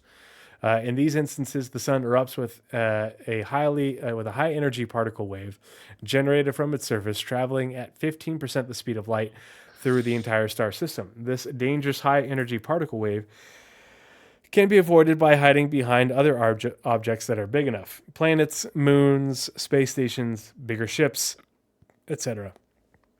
It'll also be interesting to see how they incorporate shielding into this, because that was one thing that they talked about long ago, is having the appropriate shields.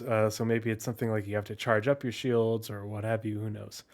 The part that's interesting to me is how fast does it travel at 15% the speed of light? Because quantum travel for us is only supposed to be at 0.2 c, but we know that we go faster than that in game because otherwise it would take us a long time to cross Stanton.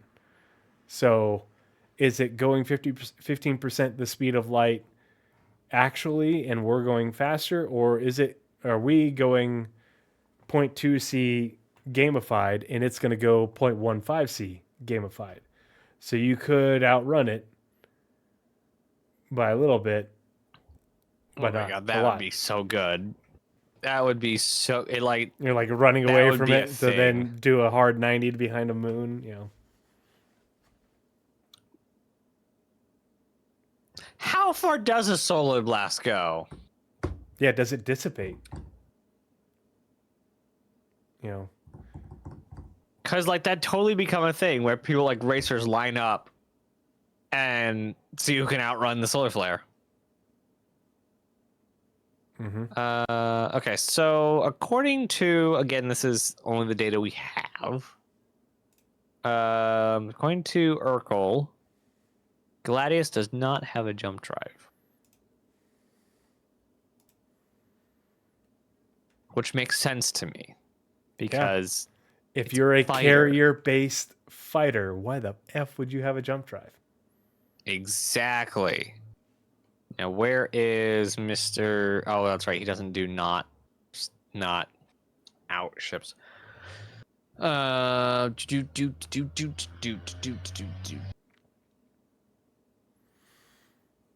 right. No, okay, so he doesn't list one for the character either. All right. Yep. I was just making sure.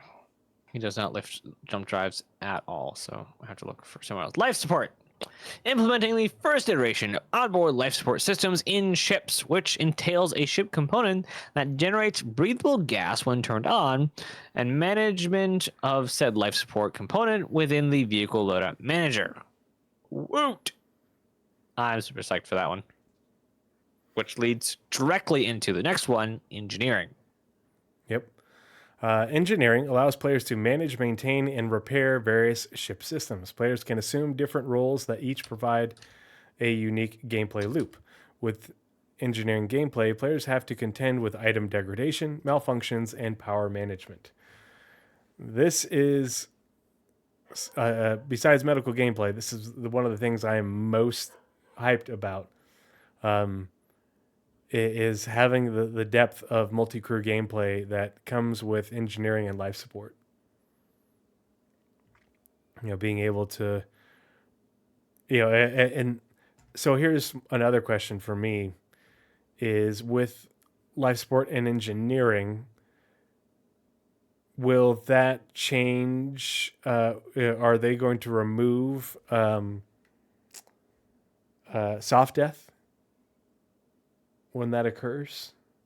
How is soft death going to work with engineering until we have Maelstrom? Where is Maelstrom? Like we have no barometer on where it is and how far along it is. Yeah, that's because soft death was meant to be the interim until resource management and Maelstrom come in order, you know, to get to the point where we don't fake it. Now that we have the engineering component, are we still gonna fake it? You know, or is the, you know, are we just not faking the disabling portion, but the destruction portion of the ship we're still going to fake? I don't know. Back to you for charge and drain, which is very exciting. Okay, so SC tools or the wiki has jump drives, so look through there. Start looking through there. The Mark II, the ES also has a jump drive listed, a size 2 jump drive. So you guys start looking through there for who has a jump drive and who doesn't. Charge and drain. This one I'm super psyched about because it That's a lot of functionality stuff we already have. Adding the ability for players to drain, store, and charge objects with power using the multi-tool. So basically like a battery bank. Includes the ability to overcharge objects and also remove distortion damage. So basically distortion damage can be finally left in and stop. Like, we're going to add it, we're going to remove it, we're going to nerf it, we're going to buff it. Just leave it in now. Go And hoover up the now becomes distortion part of from the component, and now it turns hoover, back on. hoover the distortion, because this is part of engineering. So the multi-tool is going to be even more multi-toolrous. Sure. Now it's going to remove distortion and also give and drain power, energy, whatever they want to use to quantify how many energy units you're moving. Stuff Makes that me wonder takes if there energy. will be a dedicated tool for that, or other tools with more power storage. It's called a cable. What, like, It's called a cable. A two-handed plug in your tool, a car. battery pack, If it doesn't come in the backpack, I'm going to be very upset. But yeah, because they're just saying the multi-tool, MPUV, little hand tool. STV, both run on batteries. The tractor beam, the big tractor beam, runs on a battery. The little tractor beam runs on a battery. So all this stuff is going to need power. There are little chargy ports on a little device that is just aesthetic in the Carrack. So maybe we get functionality for charging ports for tools and ships eventually. But this is specifically the ability to charge and drain stuff. Yeah, because feature, all those not tools the, have batteries. Gameplay. I would imagine that I guess I wonder, are we going to have the ability to charge those batteries without using the multi-tool? Is there going to be a charging station? Are you going to be able to plug them into, like that thing in the Carrack? Because if you're just using one multi-tool to charge another multi-tool, how does the original multi-tool get charged? But also, right. I'm assuming this comes with the. Assuming this is coming with the fact that if they want your to do it badly, tools will require battery power, because right now they just have infinite power. If they want to do it badly, it's something with a power plant charges a battery. You then take the power from the battery into the multi-tool. You then bestow that onto whatever you're charging. If they want to do it badly. With stuff specifically like the C2 and transport ships, the Liberator is included in here, there should definitely be a vehicle-specific hookup. Like they did all that work on Rope Tech. There should definitely be a roll on my vehicle and I plug it into the ship and it's now part of the grid. But there should be no reason why I'm like, okay, roll back on the Steve, and now for the duration of flight, I am sucking power from the battery and trying to charge up my vehicle by hand.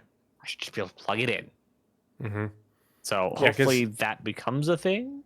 We shouldn't just be throwing away our batteries from all our different tools. Like, imagine you're doing your two-handed salvage, mining track, you're moving a bunch of cargo and you're just constantly reloading batteries and you got to pile up dead batteries on the ground versus putting them back in your backpack and then, dropping them into the charging station back on the ship when you get done.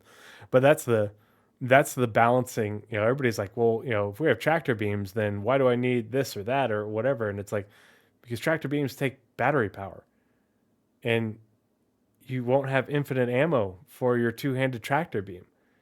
Or even your one-handed one. Hand mining, you're not going to be able to hand mine forever because it requires battery power. Anyone who deals, watch your gameplay. If you deal with cargo containers, force yourself to get good at the mule. You're going to need it. It's going to be a thing. Yep. All right, so you with multi-tool updates. Speaking of...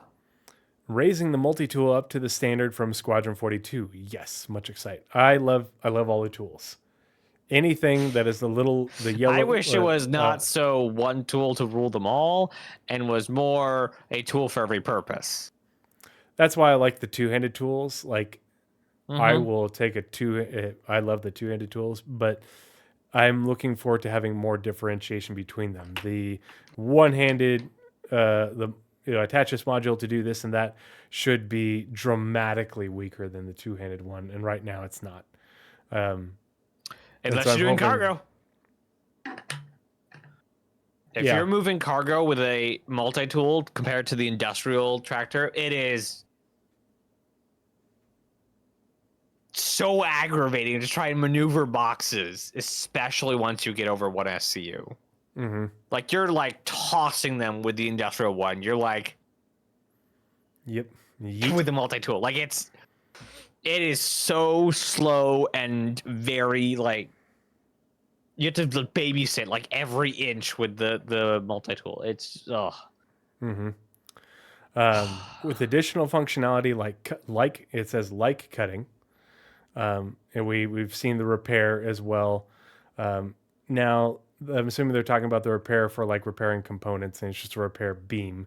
And updates like improved handling, integrated UI, and the use of batteries to operate it. There we go, batteries. I'm hoping that this applies to the other tools as well, and it's not just the one-handed tool. Does this mean we're getting cutting in 4.0? Yeah, that's what I want to know. Is cutting tier 2 coming with 4.0?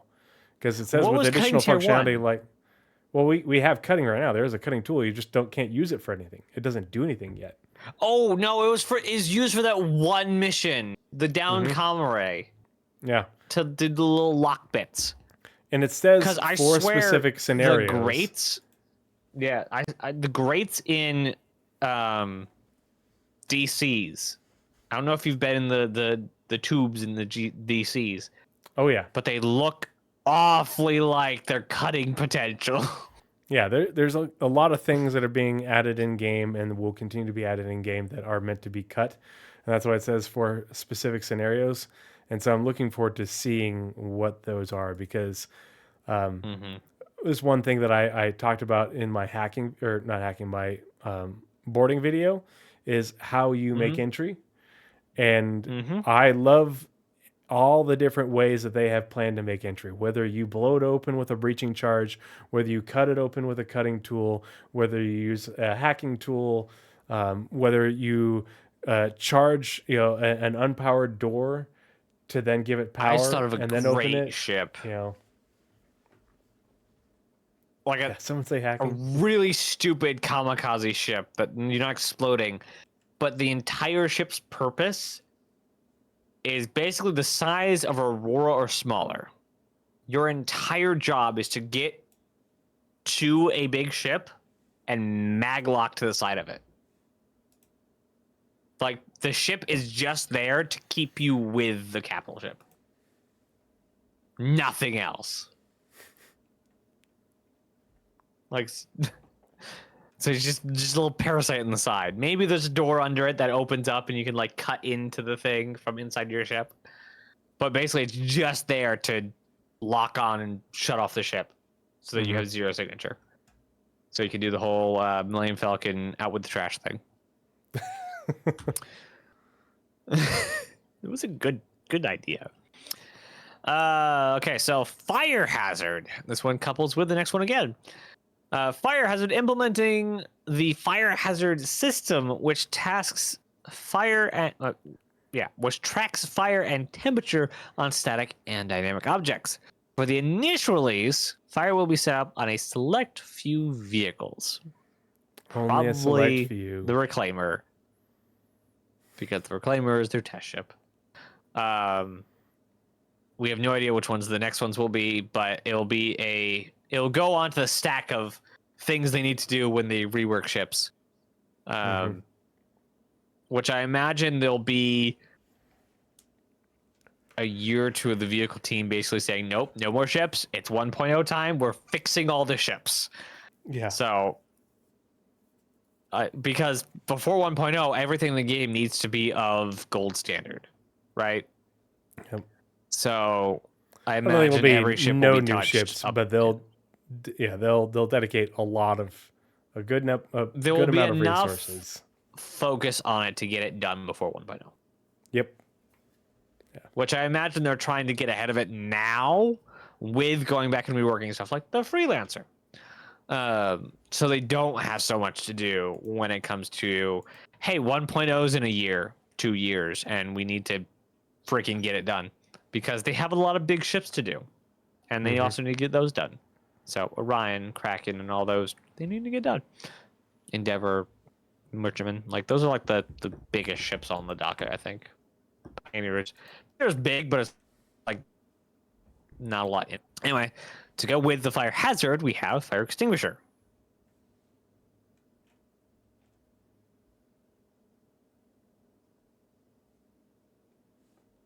With tree. Oh, sorry. Yep.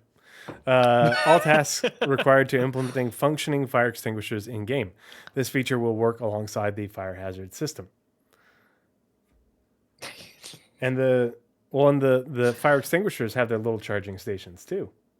Now the question is, like, will those just get added in random places onto ships, or is that something that you can buy and like a poster or whatever else, you slap it right up here?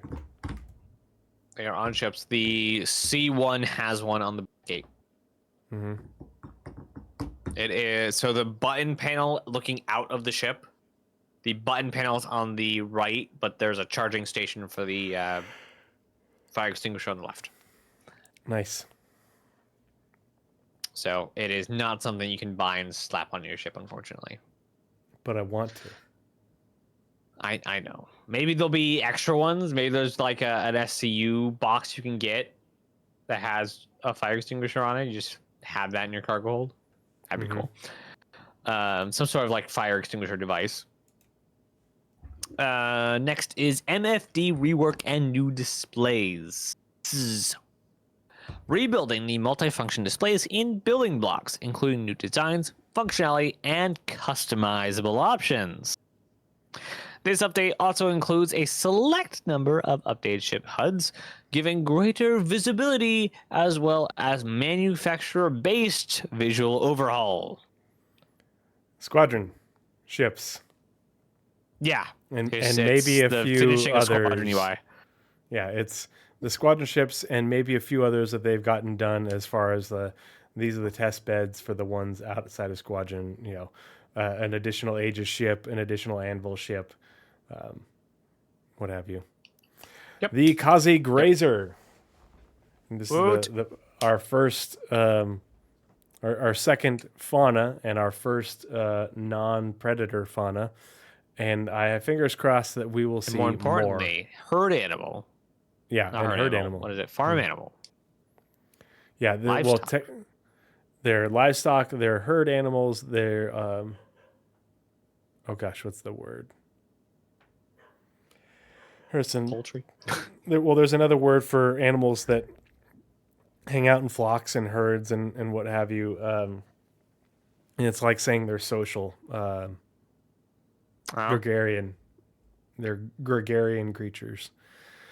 These large warm-blooded herd animals. Most importantly, our first glimpse of Terra. Yep. And they're delicious.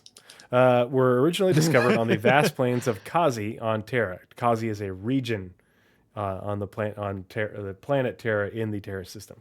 Most notable for their unusual method of carrying their eggs on their underside. Weird. The Kazi Grazer has become one of the standard seed animals, and they can be commonly found on most terraformed planets in the UE. So, Hurston... Just stupid efficient. Yeah, Hurston, Microtech, and I would be willing to bet that we see them on Bloom.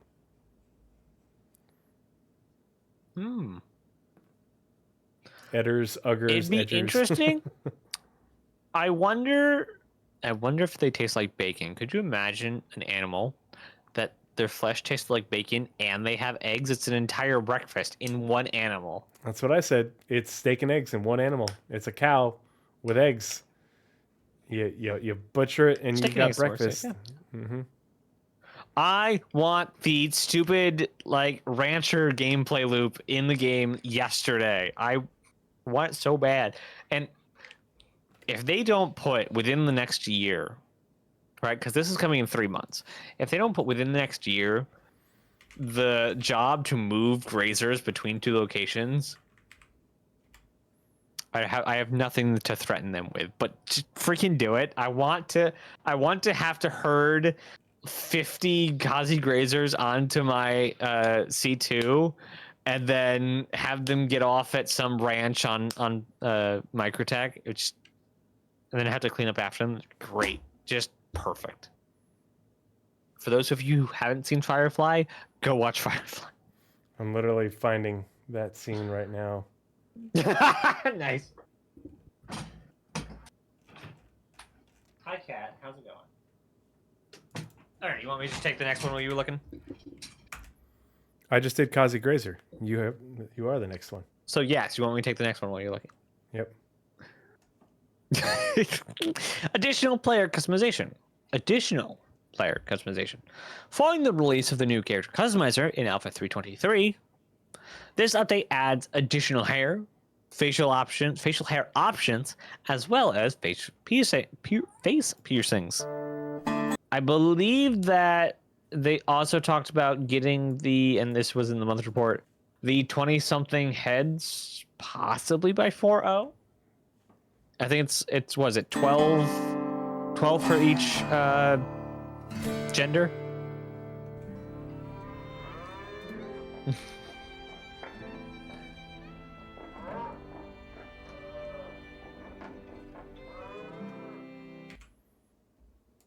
When that CIG.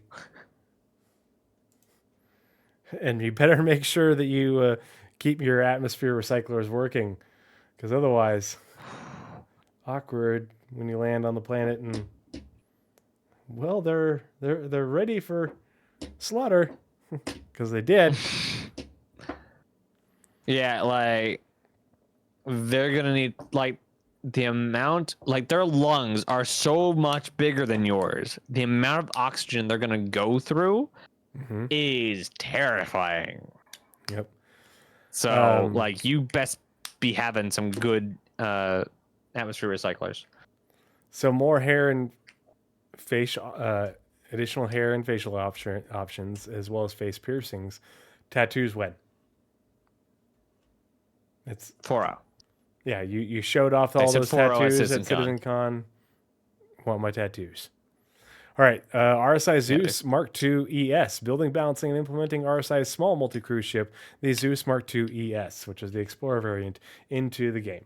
I love the look of the Zeus. I'm a huge fan. I don't own one, but I'm strongly considering it.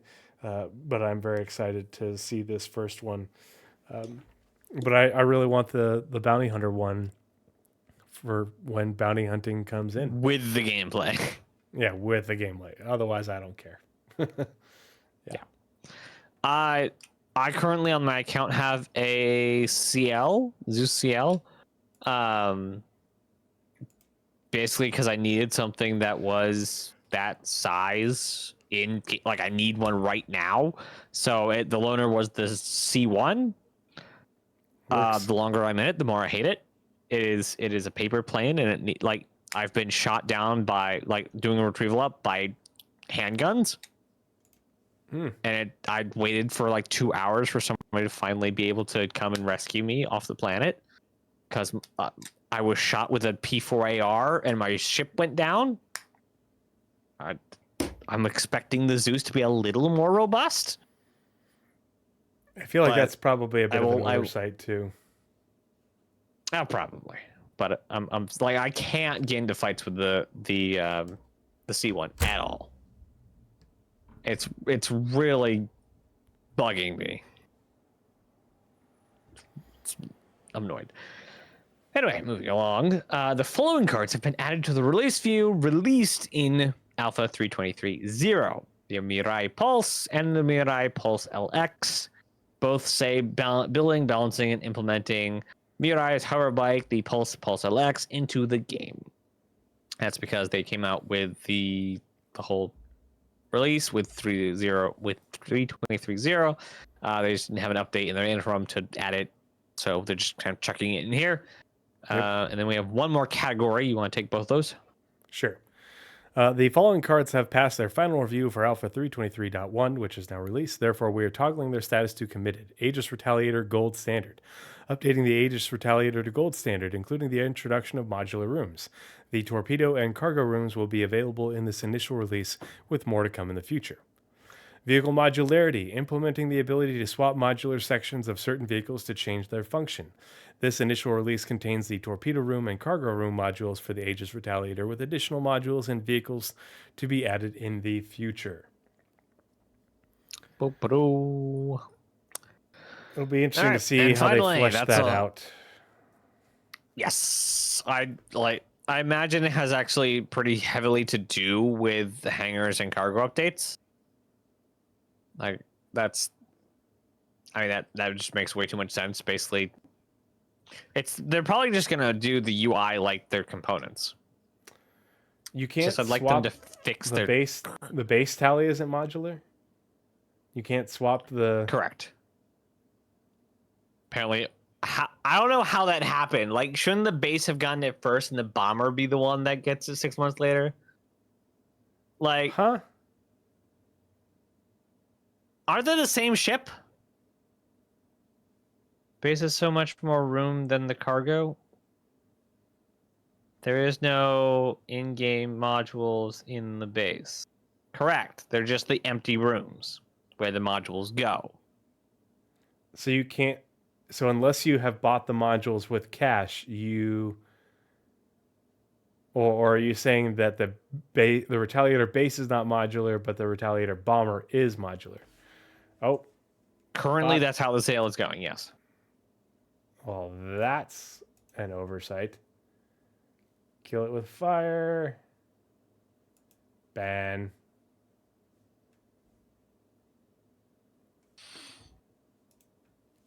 Anyway, finally, on the Roadmap Roundup, as we're only 2 hours into this thing. God, this took way too long. That's all for this week. No progress tracker updates this week as work continues on the long-term planning. For further insights into the planning efforts of our production team, we invite you to review the last letter from the chairman, which stated that they are working on not just the Roadmap Roundup or the Roadmap Progress Tracker till the end of the year or end of the quarter. They're working on it all the way to 1.0. And the reason they can't give us a lot of now, though they said they should be giving us the progress tracker up to the end of the year soon, TM. Yeah, they said. But the reason they can't do a weeks. lot of the reason they can't do a lot of giving us stuff now, while they're still planning out, is let's say they plan out X, Y, Z, ABC 1, 2, 3 features till the next 3 years. 1.0 is at the end of that. Well, item number 3 needs to be not item 3, but needs to be item X. So they actually need to swap those around, but they need item, ampersand actually before 1.0. So they need to make sure they have the entire plan at least marked up so they know what stuff needs to fall where, and especially what stuff needs to definitely be in for 1.0. And that's the reason they have to go through this entire what's in 1.0 and this plan for 1.0 to give us even the next 3 quarters. Yep. Well, that's it for the Roadmap Roundup every 8 years. for May 15th, 2024. When did the Caterpillar come out? They haven't touched it. Don't even. Yeah. I want my doors to be fixed. So now we're going to get into tonight's the fun Spectrum stuff. Pulse Scanner Anomaly. Hey, Pumpkin Fury, what's up, buddy? How you doing? Pumpkin Fury is the guy who has the man cavern that we will be gaming in this Saturday. Yes. The man, the myth, the legend. I heard you have a RV-sized hole in your man cave. Yeah. So for this scanner anomaly, I wanted to, it's scanner anomaly because I initiated it, but it's a Spectrum Pulse because we're all talking about it across the spectrum. And if you didn't catch it, I did a big long stream on Saturday night looking into all the lore surrounding regeneration. And there's a lot. It isn't just the Lore Maker's Guide to Regeneration. There's like 5 there's multiple mentions across 5 lore makers community questions. There's like 4 Let's put it this way. fictional articles. It's a There's a lot. game. There's 2 things that are the most common in every video: doors and dying. Mhm. Like that's the cornerstone of video games. Arcade games, their entire business structure was make you die more and gate off as much as they can behind death, because it makes you put in more quarters. In modern games, it's make a challenge to challenge your ability to use skills and puzzles and gate that way. I forget which SCL it was, but basically there was a dev that was on SCL that talked about like the most synonymous thing is doors. But really, the 2 things of video games, of pick any genre, any game, anywhere, the 2 things that are in it is death and doors. Yep. And there's been a lot of confusion and controversy regarding medical gameplay in the last week or two, since 323 went into PTO testing and then release, as well as with the sale of the Ursa Medevac, Ursa Rover Medevac variant. Are you refusing to use this nickname, or are you... The Nursa, or well, so some people call it the Nursa because it's the nurse, like nurse, and then other people call it the MRSA because it's the medical Ursa. So it's like pick one, it's 6 1/2 dozen. But there's a. I mean, I think Tyler used Nursa. Yeah, I think I like Nursa, but at the same time, MRSA works as well. And the other thing, like in my profession, if it's a well-known thing that there are far more female nurses than there are male nurses. And so when you are working with a nurse who's a male, we call them a nurse. Yeah. Okay. Yep. Okay, I can see where you get the logic, but okay. Yeah. So, one of the core things. So you're genderifying the which one it is. If it's a nurse, it's a female car. If it's a nurse, it's a male version. Like that actually makes a lot of sense, because like different people want to call their vehicles different gender. Like that's a thing. Oh yeah. Mine is I don't genderize it. Dude is everything for me because I'm from NorCal. So, when I had a leak in my sink and I was pissed off at it, I called it dude. What the hell? Dave and Buster's is not an arcade. Don't even slander the entire name of an arcade. Okay, but continuing on, we got to keep going because we're already 2 hours in. We're just now 2 starting hours Section in. Pulse. Yeah. But so there's a lot of confusion surrounding what Star Citizen's medical gameplay is really all about and what it's meant to offer Star Citizen players, because we really don't have a lot right now. It's really just providing medical support to the other people in your squad. And it's not like with mining and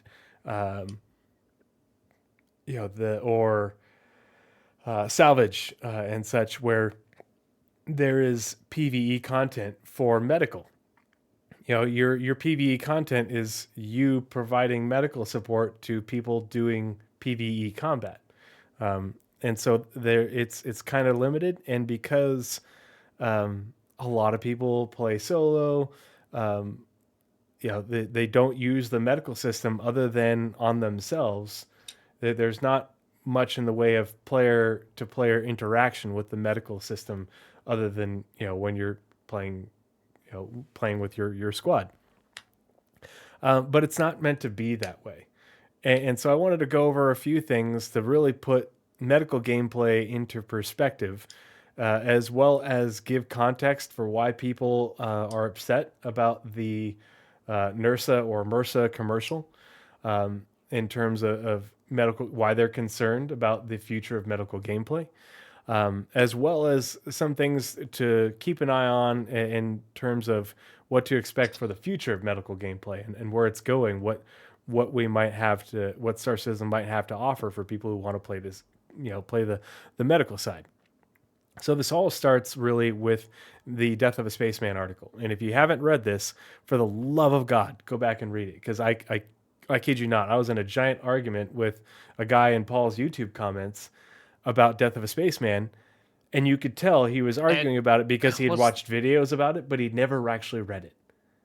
And it wasn't until I and what's the actually acronym? DOASM. What's DOASM. So if you ever see that pop up, because I saw DOASM pop up over the last week, I'm like, what the heck is that? What? That's far above my pay grade. I have no idea what you're talking about. It was just Death of a Spaceman. It hit me, I think, earlier today. So if you ever see that, that's what they're talking about. They're talking about the death mechanics. And so that's one of the things that separates Star Citizen from a lot of games, especially shooter games, first-person combat games. Is a lot of games have a very rudimentary health system. You play Battlefield or Call of Duty.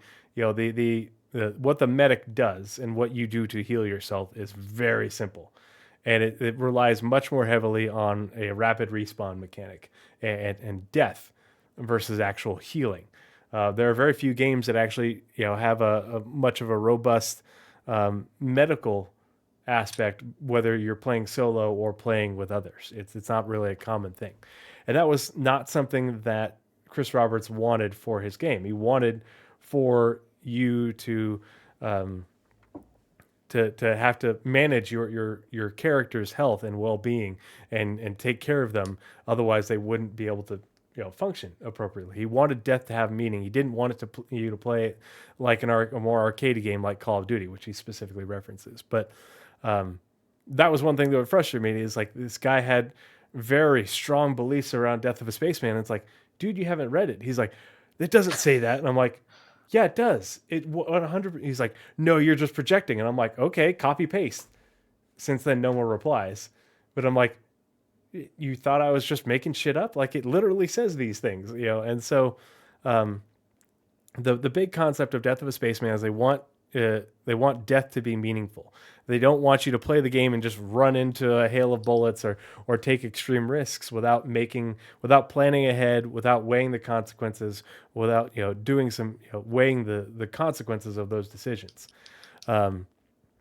So I wanted to read this a little bit first to sort of preface that. And the other part is how death is handled. Because it isn't just a matter of you get shot and you go down and you actually die. That was never meant to be the way Star Citizen worked. And it wasn't until very recently where we got to the point where you are starting to die a little bit less in terms of the big die. What they wanted is for you to get shot, get injured, go down, and be that down state to be like the what we call in medicine sort of near unconscious, and then for when you essentially when you had backspace from the down state, you're not backspacing to death and suicide. You're just saying, okay, I have given up waiting for someone to come and rescue me, and then the idea was that it would simulate you didn't die, you just got down, you just went unconscious. Just like in real life with my job, I go rescue people who are unconscious all the time, and they don't wake up until hours or days later, if not if at all, but hours or days later, and they never even saw me. But someone called 911 on their behalf, and I showed up and I took care of them and kept them alive until they got to where they're going. And that's the core aspect of Star Citizen's design, and has been since the beginning, and didn't just start with Death of a Spaceman and then die. It continued since then through regeneration. So let's read this real quick. When you venture out into space proper, you put your character at risk, but it will be a long-term one, not an immediate one. It isn't permadeath where in other games where once you die, you die and you start all over again. It isn't permadeath like that. You do have permadeath, but it's not in that first incidence of you going down after getting shot. I see each character you play having the ability to die. That's why it's in quotes, die multiple times before the character is finally put to rest. Think of this like lives in an old school arcade game. Science in the future is far more advanced than today. medicine has the ability to bring people back from what would be considered dead in today's world. That is a core concept of the game. That's why when you go into that down state, you're not dead. When you backspace, you're not supposed to be backspacing into regeneration and respawn. It's because the mechanic isn't fleshed out yet. But what they want is for you to, either be revived on site or backspace and wake up in a clinic or a hospital somewhere as if you were rescued. If you lose a dogfight and your ship is going to blow, you have a few seconds to eject. And this is long before Maelstrom and all that, but this is what Maelstrom and resource management is all about. So that way your ship doesn't go instant kablooey and kill you, full on kill you, not just down you, kill you. But this was a concept that they've talked about long ago. Yeah, how often have those unconscious rescued soils themselves in real life? I think there's a lot of poop involved in the job of being a medic. Not really. When people die and go into cardiac arrest, a lot of the times they void themselves, or they do so shortly after we start pumping on their chest. But very few people actually poop themselves in my line of work. It does happen, just not super frequently. So, but if you manage to safely eject and someone doesn't blast your ejected avatar, you won't have even used a life. You'll end up at the last planet you docked on with a new ship courtesy of system-wide insurance. You'll have lost your cargo and any upgrades unless you manage to insure those and you were destroyed in a system with a risk at or below your insurance rating. If you don't manage to eject in time, or someone blasts your ejected character, which carries a harsh penalty if you do this in civilized space, you're badly charred and almost dead. Again, just like he talked about, he said die in quotes, and down here he says almost dead avatar is recovered and you wake up in a med bay. He's only mostly dead, and there's a big difference. Princess Bride? Yeah? Yeah, I'm including that. I'm working on a video. It's about 10 minutes long, surrounding all this stuff and how to fix it. So expect to see that on my YouTube in the next few days because I got a lot of it done today. Nice. But I included a little bit of humor because I always have to do that. But yeah, your badly charred and almost dead avatar is recovered and you wake up in a med bay. So again, you didn't die. You were only mostly dead. You were nearly dead. Someone, blasted your body, but it was recovered. Somebody rescued you and brought you back to a hospital, and the advanced medicine would be able to bring you back. That's a core aspect of the game's design and has been since the beginning. This is also true if you are killed. He doesn't have to put the quotes in this time, but you essentially can infer the same thing. Killed in a boarding action and your teammates can't or don't recover you. If this happens, it is assumed that your dead, quote, body was evacuated into space and then recovered and then brought back to life. You didn't actually die. You would have used a life in this sense in the original Death of a Spaceman, but you didn't actually, have the big die because you were recovered. You're mostly dead, nearly dead.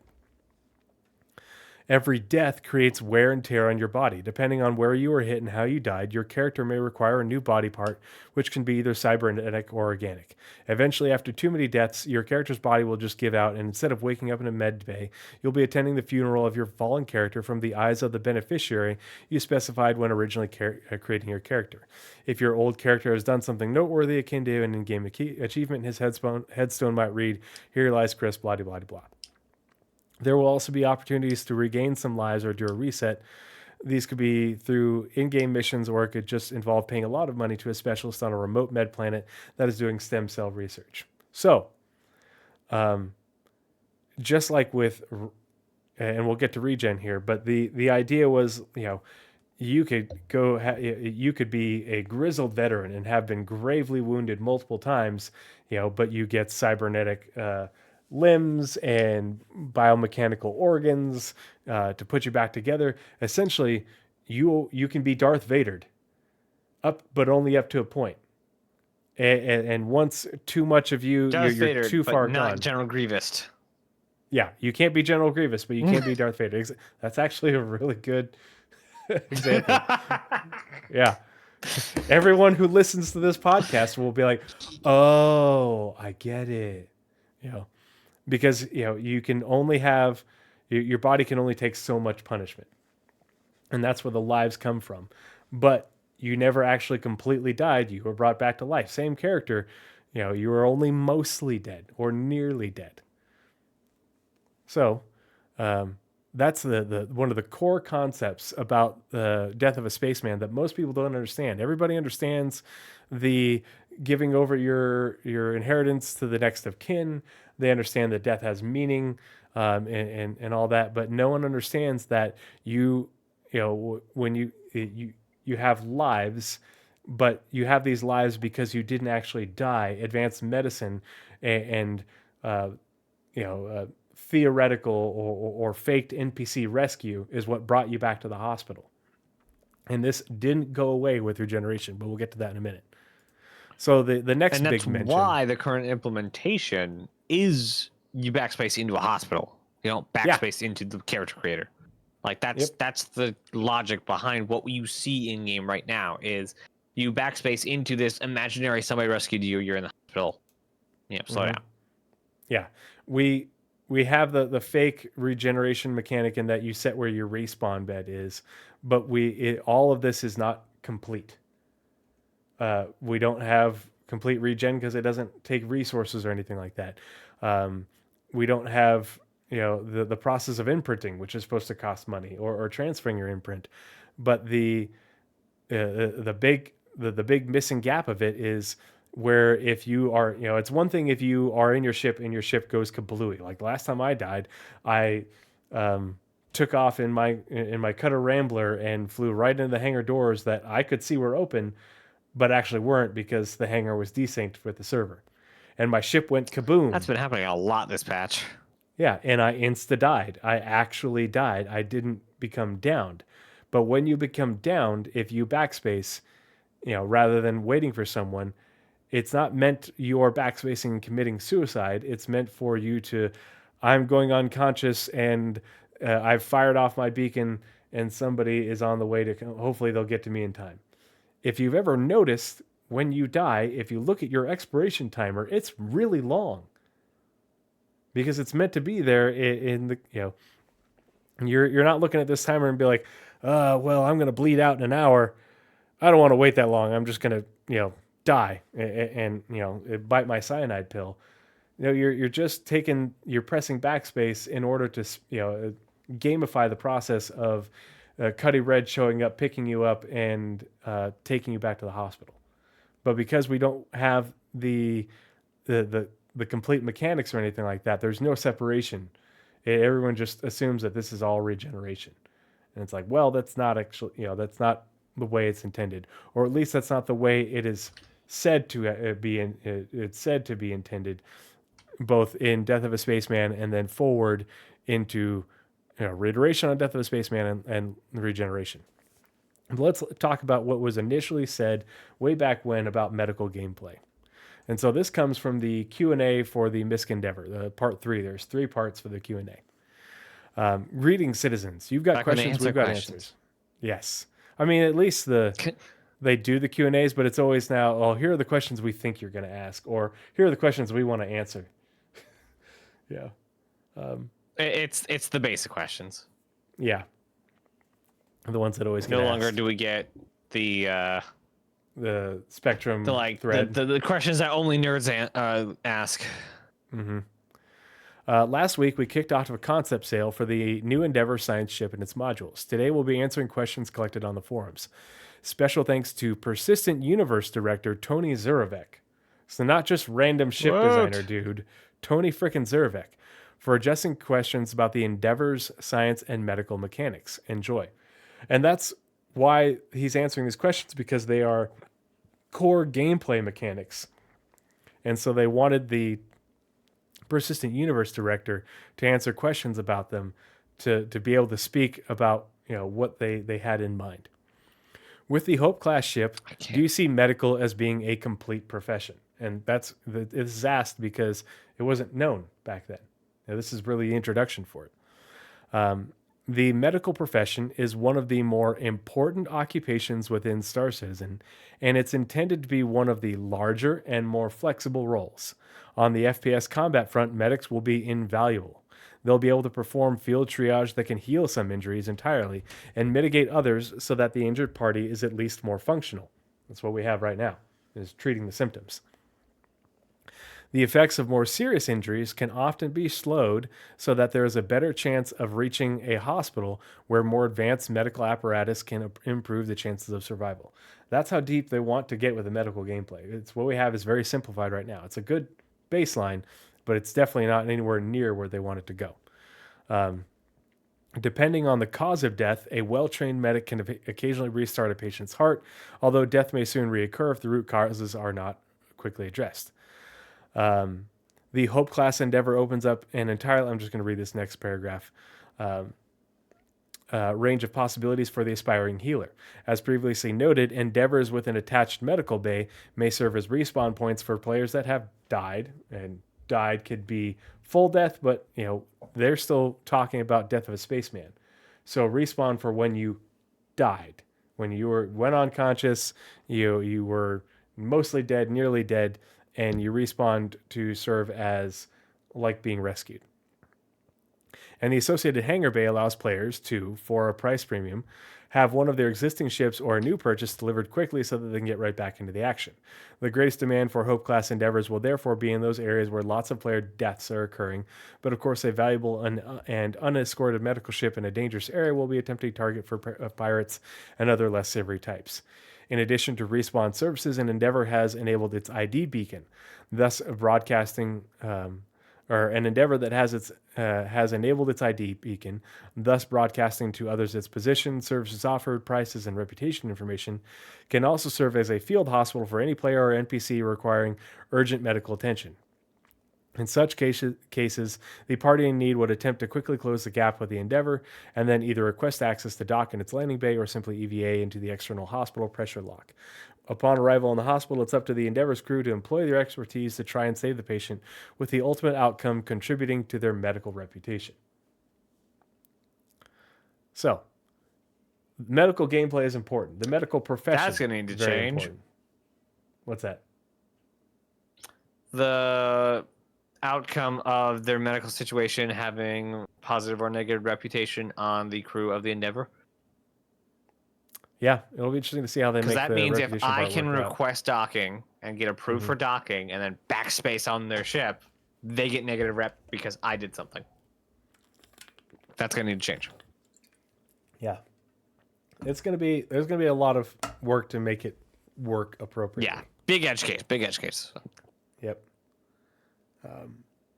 I cannot wait to see the rework of the Odyssey, the Endeavor. Mm-hmm. Like, CJ, you have concept artists. I'm sure they're bored.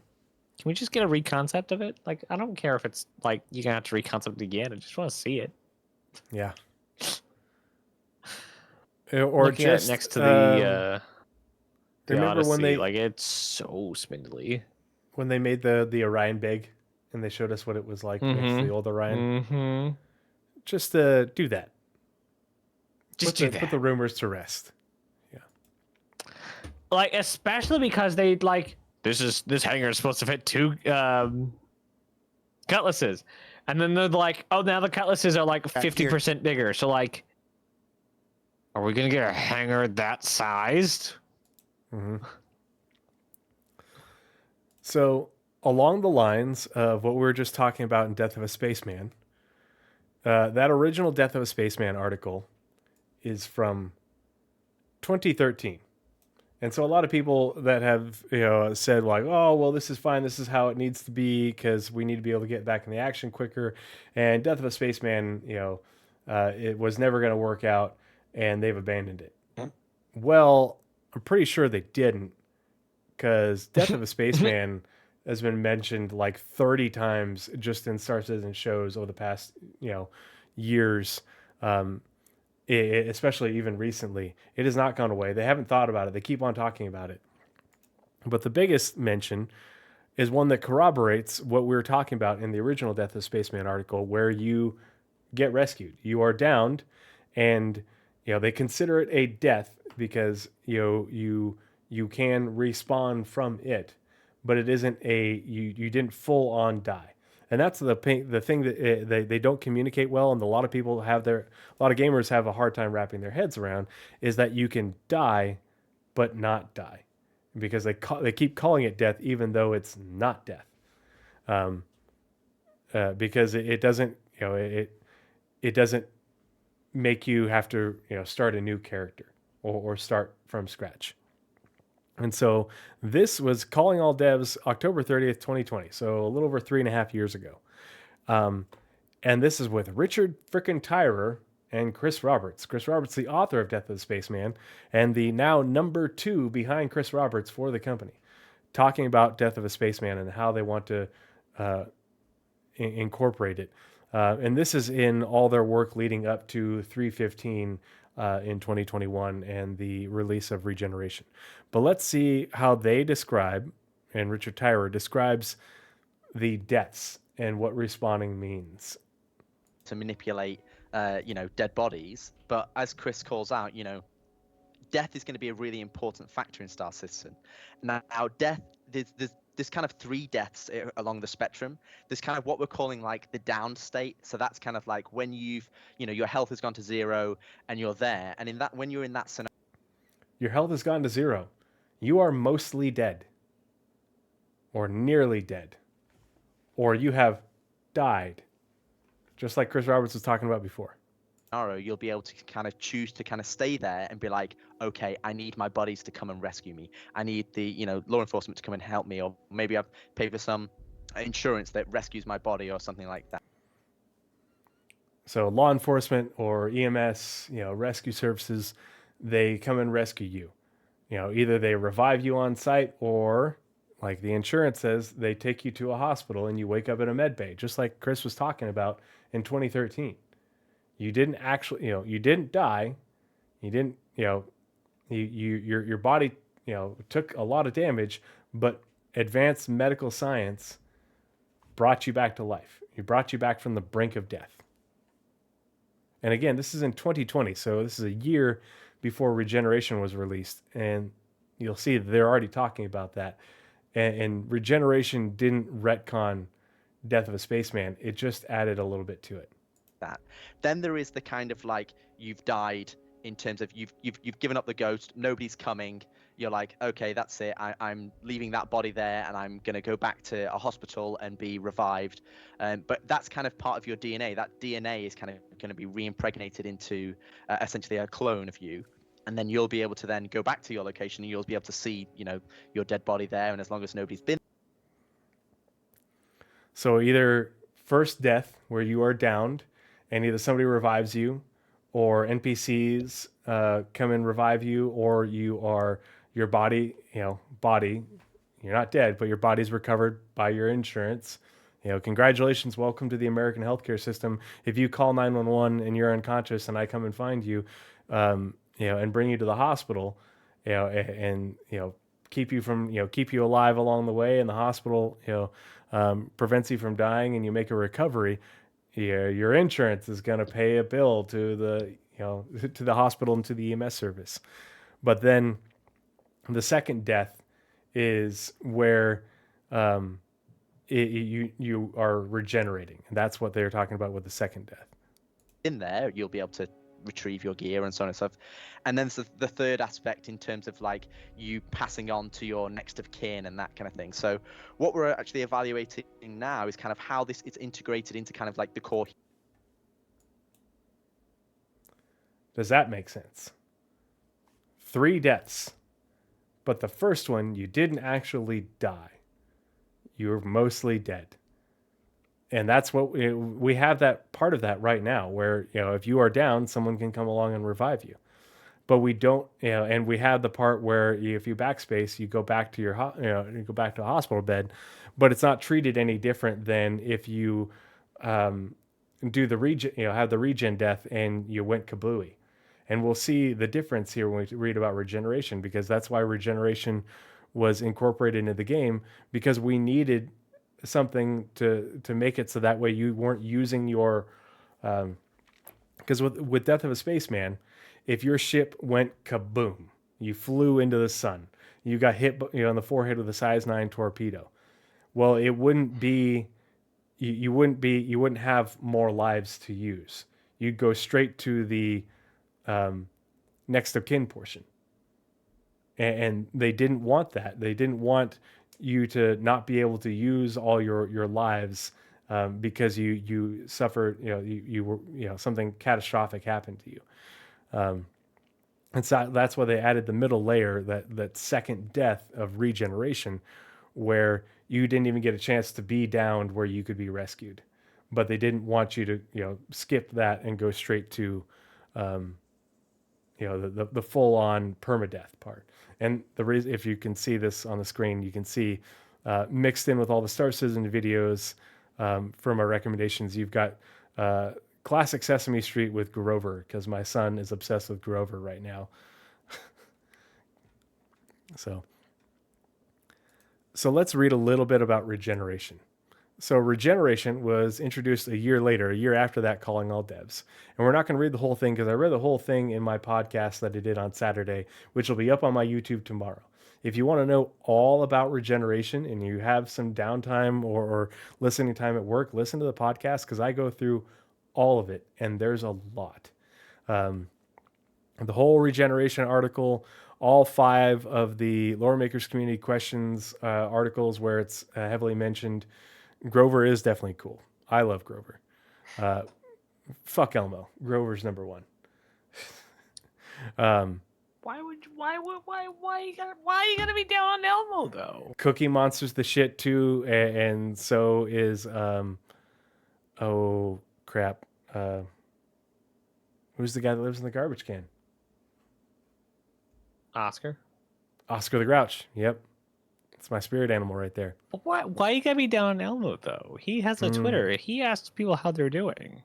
Nah, not my thing. Nope. Wow. Just gets on my nerves. There are a couple of there are a couple of just not good Sesame Street neighbors. Not gonna name any names, just they happen to be small, orange, and annoying. Elmo's not one of them. Elmo tries to be kind, like all the time. And he's annoying. He's terribly annoying. Sure, but like he tries. He does try, and he has been very helpful. Ernie is not annoying. He's a brother. Mm-hmm. He's a little brother to literally everyone he. When people say regeneration replaced Death of a Spaceman or retcon Death of a Spaceman, it really didn't, because they talk about it right here and how important it is and how it hasn't gone away.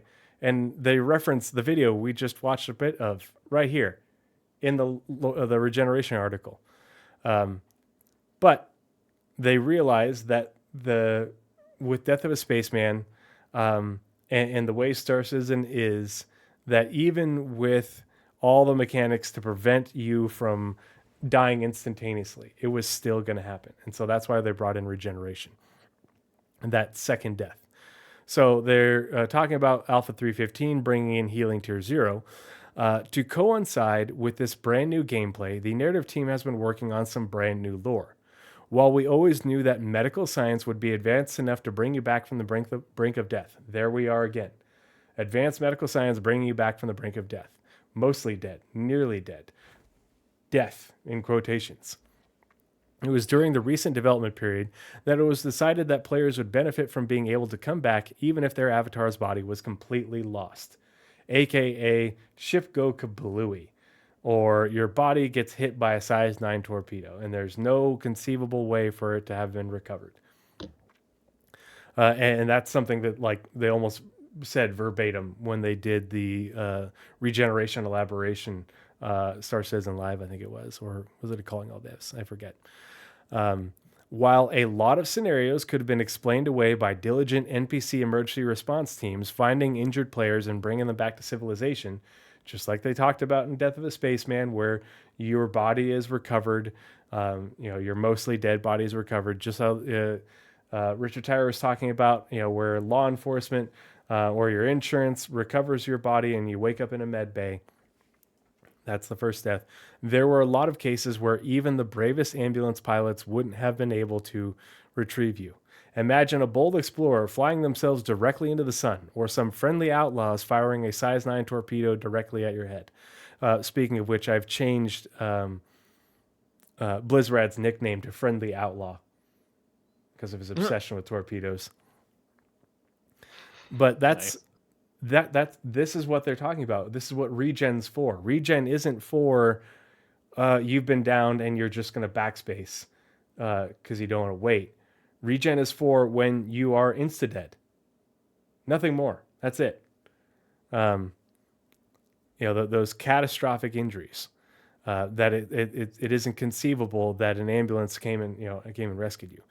But they say that. What ambulance is going to rescue you from that? Well, we could have declared those instances to be permadeaths and forced the player to hand off everything to their next of kin. We were worried about how punishing this would be for people new to playing the game. So that's why they added this. They didn't add this to replace that first death where you are down. This isn't meant to replace you being downed and waiting for rescue or being rescued by NPC medevac. This is in addition to. This is only brought into play in the cases of catastrophic death where your body can't be recovered. And that's why people are up in arms about the Ursa Medevac commercial. So we're going to watch this real quick, and then we're going to talk about a few things that will really change the game for medical players and medical gameplay in the future. But having this context that we just talked about with these different sources and what they're going for, this context that most people are completely unaware of or only marginally aware of, watch this video with that context and tell me what you think, in chat. If you're watching this later, let me know in the comments. There's a reason I gave this a thumbs down.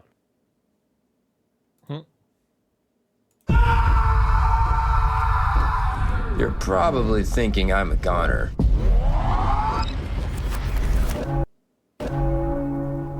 But the thing is, I've died 1,000 times. Because a regen has always been the strategy. Let's do this.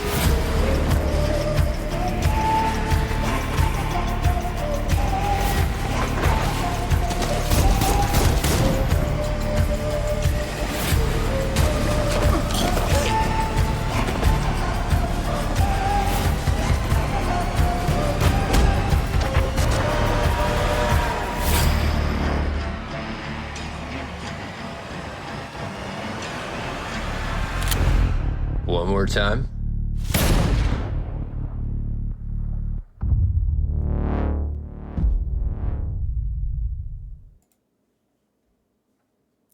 So no, it has not always been the strategy. Because we just read how it hasn't always been the strategy.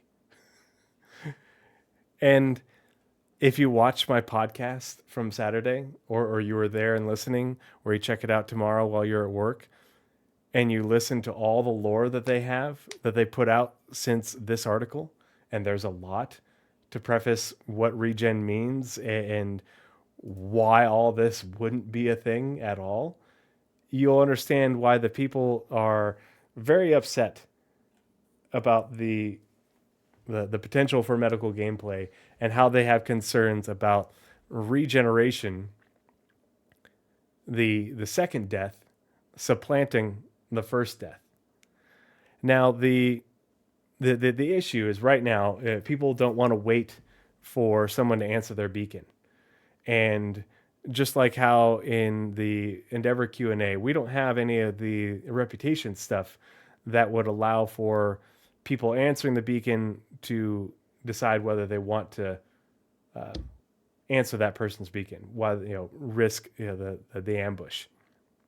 It's an incomplete mechanic, and we only have 100 player servers. You have a massive play space and 100 player servers, and even if somebody accepts your beacon, they can do it from across the system and not be there for a while. Or even if they're in orbit, it can take a while for them to get there. And And so the beacon system is very broken and incomplete. And so the medical system is great if you play with others. But if there's no one there to revive you conveniently, then yeah, you're going to just regenerate, and go respawn. And that's why people think, oh, this super convenient respawn will supplant medical gameplay, because who's going to use a medical beacon when they can just regen? Even if regen's punishing, players are going to take the expensive route rather than wait for a long period of time. Well, that's not going to be an issue in the not too distant future. And why is that? Because of server meshing. One of the main mitigating factors for the need for a cheap regeneration mechanic, for super convenient regeneration, is the fact that server meshing is coming in. Now, granted, like Naz and I were talking about earlier, something just broke. Nah, it's fine.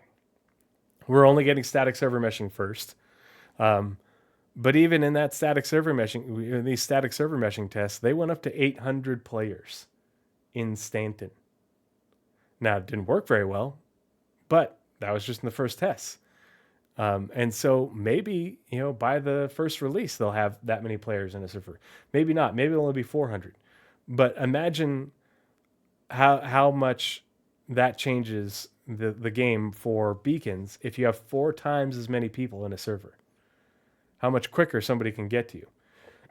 Imagine how much that changes if you have that plus the reputation system to allow for being able to know what kind of person is putting out the beacon and who's responding to that beacon.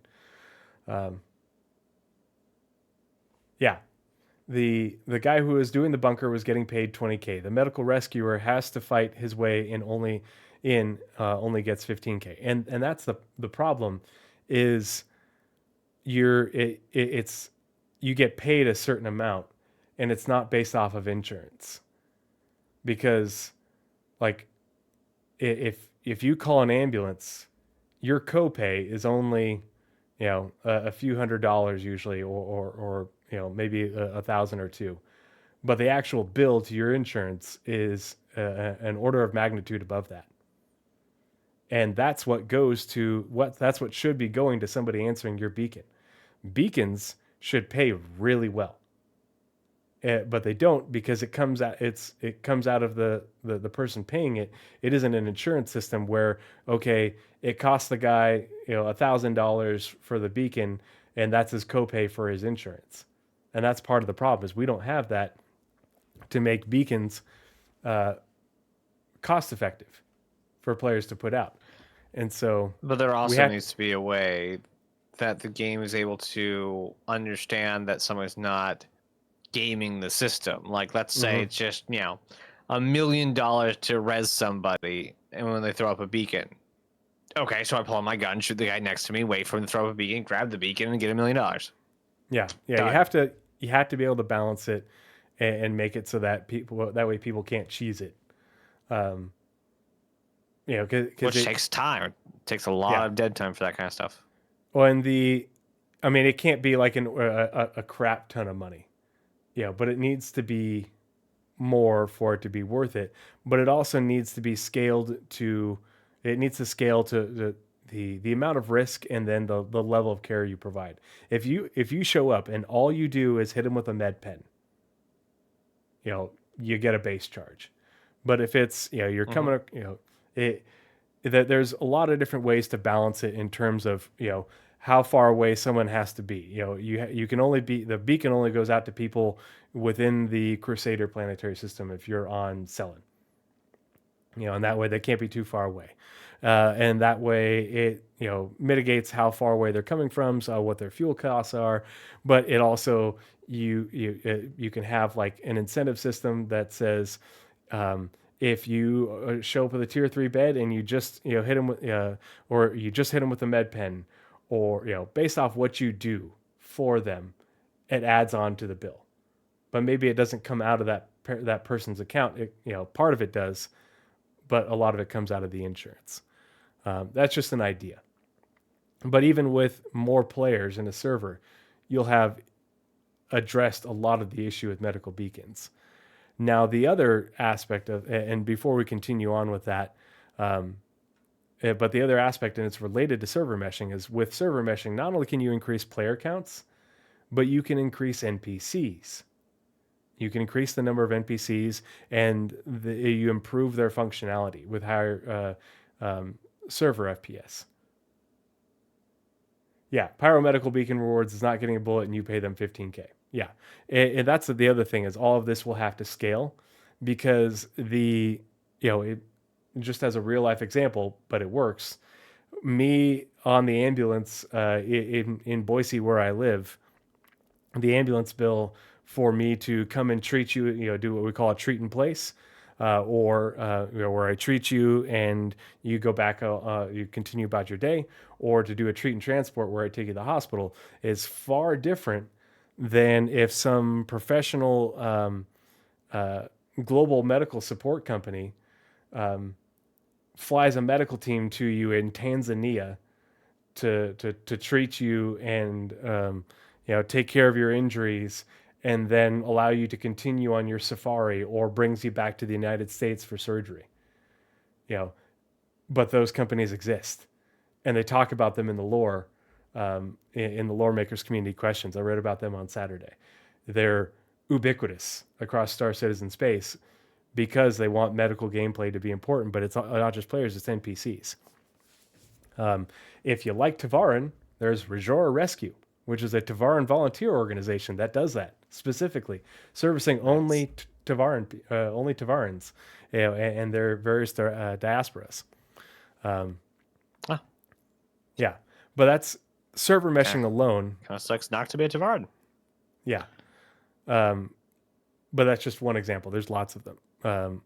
But server meshing alone would help open up doors for CIG to really mitigate the need for, in the pretty near future, and then more so going into dynamic server meshing, but mitigate the need for easy access to regen by having it so that way if you are downed, you have much more easy access to being revived because you could have more NPC, you can have more reliable NPCs that could do it, and that's one of the things I talk about in my video that I'm doing is the fix for this is NPCs. If you don't want to wait for a player, because obviously it takes time for players to come down from orbit and land on the surface and walk down to you. If you don't want to wait for a player, they can fake it with NPCs because NPCs will outnumber us 10-1 anyway. They can fake it with NPCs, and NPCs can spawn out of spawn closets or land anywhere on a planet where there isn't a spawn closet and provide you medical support, whether it's just a med pen revive or they fake it and you fade to black and they fake it because a Cutlass Black landed near you and whisked you away to the clinic of your choice. But that's what we need. We don't need just easy backspace, the backspace express. But server meshing is a big portion of the answer for a robust medical gameplay system and having medical beacons work. As well as not just medical beacons, but you put out a beacon before you get injured and saying you need medical support. Or when we have higher tier med beds and they do stuff, say the Apollo comes out or whatever, putting out a beacon for healing. You can be completing your bunker mission and say, okay, I've got a tier 2 injury and I've treated myself with my med gun to mitigate the symptoms and allow for me to continue on with the mission. But we only have an Anvil C8R outside. I don't want to have to go all the way back to the station or a city to get healed. I'll put out a beacon saying I need a tier 2 med bed to come to me at this location. And while you're finishing the mission, they show up and they land outside and you go outside and you get healed and you get paid for that. But that's the other part of where it needs to go. But the biggest hurdle to all this is server meshing.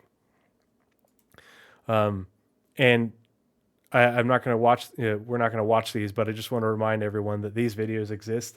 If you wanted to learn more about those server meshing tests and how things went and what sort of performance they were getting at what scale in just the initial tests, check out 1042's videos. On it, he did a visual guide of all the different configurations they did, or based off of what he was able to discern, as well as a server meshing performance video. So go check these out. The links to both of these will be in the show notes in the description below if you're watching this later on YouTube or you want to check it out later. Yeah, they probably socially confused. I actually said, yeah, and I don't know if you were there, but I actually joked about that as a conspiracy theory regarding our Imperator. I think our Imperator is in league with Bioticore and the companies making the imprint scanners and the Ibrahim spheres and all that. And the reason she funneled all this government money into the projects was to make them ubiquitous and to send their stock skyrocketing and dramatically increase their revenues. Because talk about a get rich scheme, yeah. Oh man, if you knew about this, if you worked in government, and you knew about this before it made it public. Woo! What's that called again? Insider trading? Yeah. Corruption, bribery, racketeering. Okay. So, and this is the next part. Oh, that's why. This is the next aspect of what will make another aspect of what will make medical gameplay interesting and dynamic is the dynamic universe, the quantum simulation. Now, when? We don't know. But 1.0. Yeah. One of the things is let's see. Where'd it go?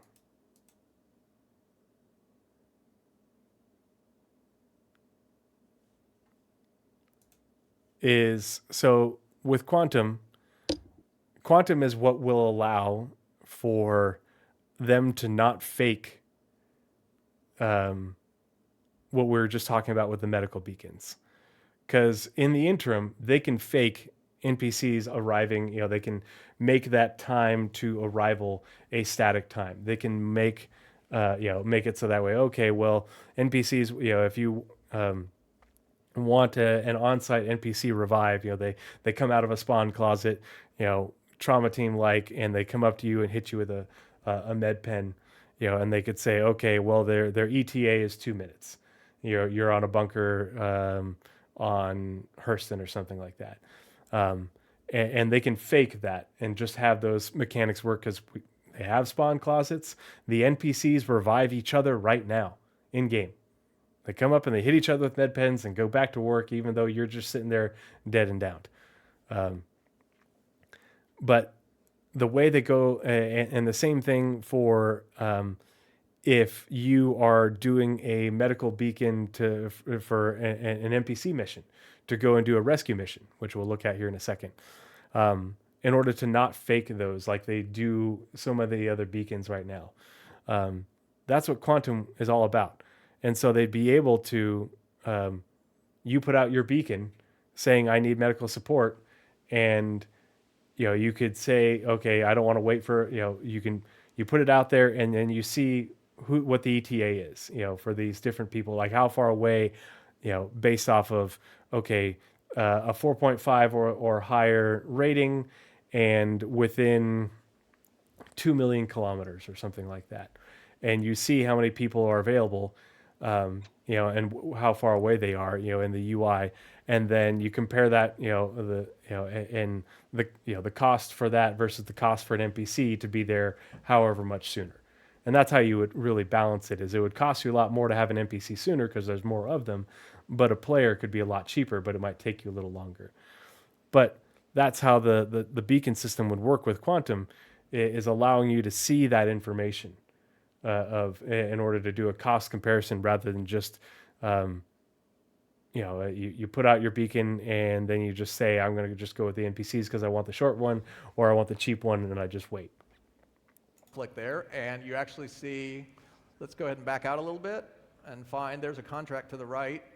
You have access to missions, so you can see that Clipsos Norwang is requesting personal transport to Lorville, and he's Yeah, so people already use beacons for transport. They don't use them very often, but they do use them. and people are mostly willing to wait a lot of the time because they don't want to backspace, they don't want to lose their gear and everything. But a lot of people will backspace because they don't want to wait for a long time because there's so few people doing medical. Well, if there's more people doing medical, they won't backspace. They'll use their beacon. They'll be able to keep their gear because they can either get revived on site, or you could get in you get revived on site, or you get healed on site, or they take you to the hospital. You say, okay, well, I'm coming in a Cutlass Red with a tier 3 bed, but we'll get you up. You can get your tier 3 injury taken care of, and we'll take you to this station with a tier 2 bed, or we'll take you to Orison General with a tier 1 bed, whichever one you want, and it costs X amount. And that would be up to the player, but that way you're not losing your gear, because right now with regen you lose all your gear. And if you substantially reduce the time that negatively impacts players' gameplay while also allowing them to keep their gear, they'll use it more often. And Quantum is what would take it from being faked to real, both on the player-generated mission, as well as NPC-generated mission side. Because they have that. Let's see.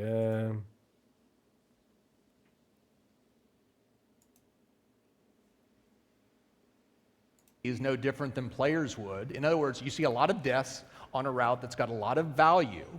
And let's go ahead and hover over some of those contracts. These are contracts that are being thrown out by the NPCs on that route. What's happening is...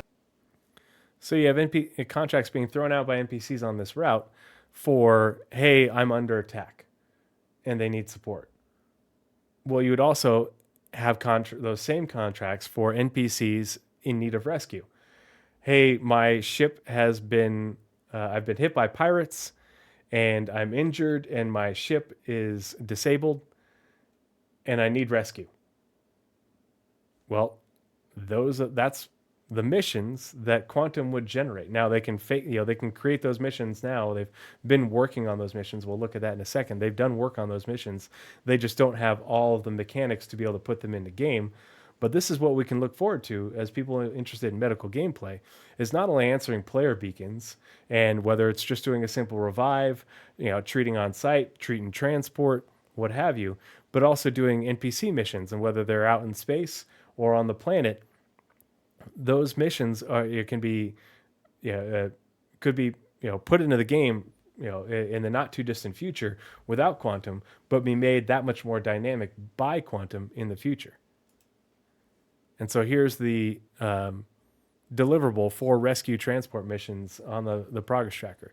Now, obviously, they haven't done any work on these in a long time, but the work for these started almost all the way back to when the progress trackers first started, and they've done a lot of work all the way up through nearly the end of 2022 before they stopped working on it, because they realized that they didn't have what they needed to get these missions into game yet.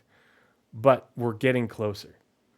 And with server meshing and better NPC performance, and NPCs having more behaviors and other things working, I think we'll probably see work resume on these missions, because we need more medical gameplay, and we need more for these people with these medical ships to do.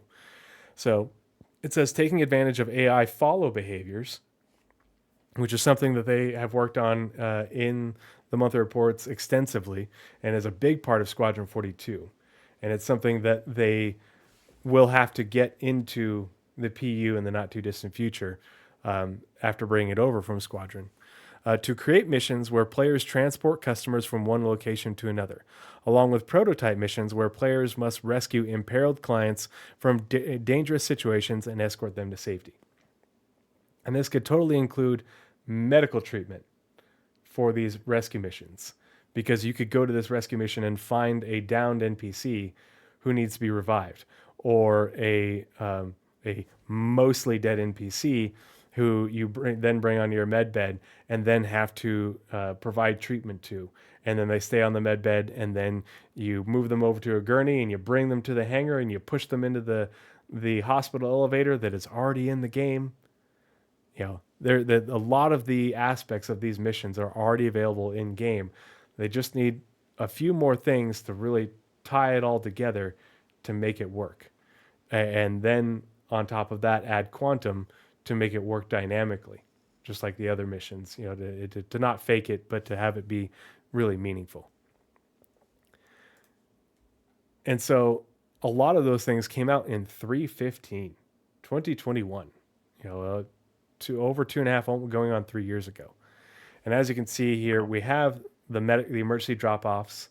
We have the ability for players to go onto these gurneys, and we really need the ability to move NPCs onto these gurneys, but to push them into here and then drop them off. This functions the exact same way almost in terms of game logic as the freight elevator or the little package drop-off containers. You put your NPC in here, you put the player in here, you drop them off, and you get mission complete and you get paid.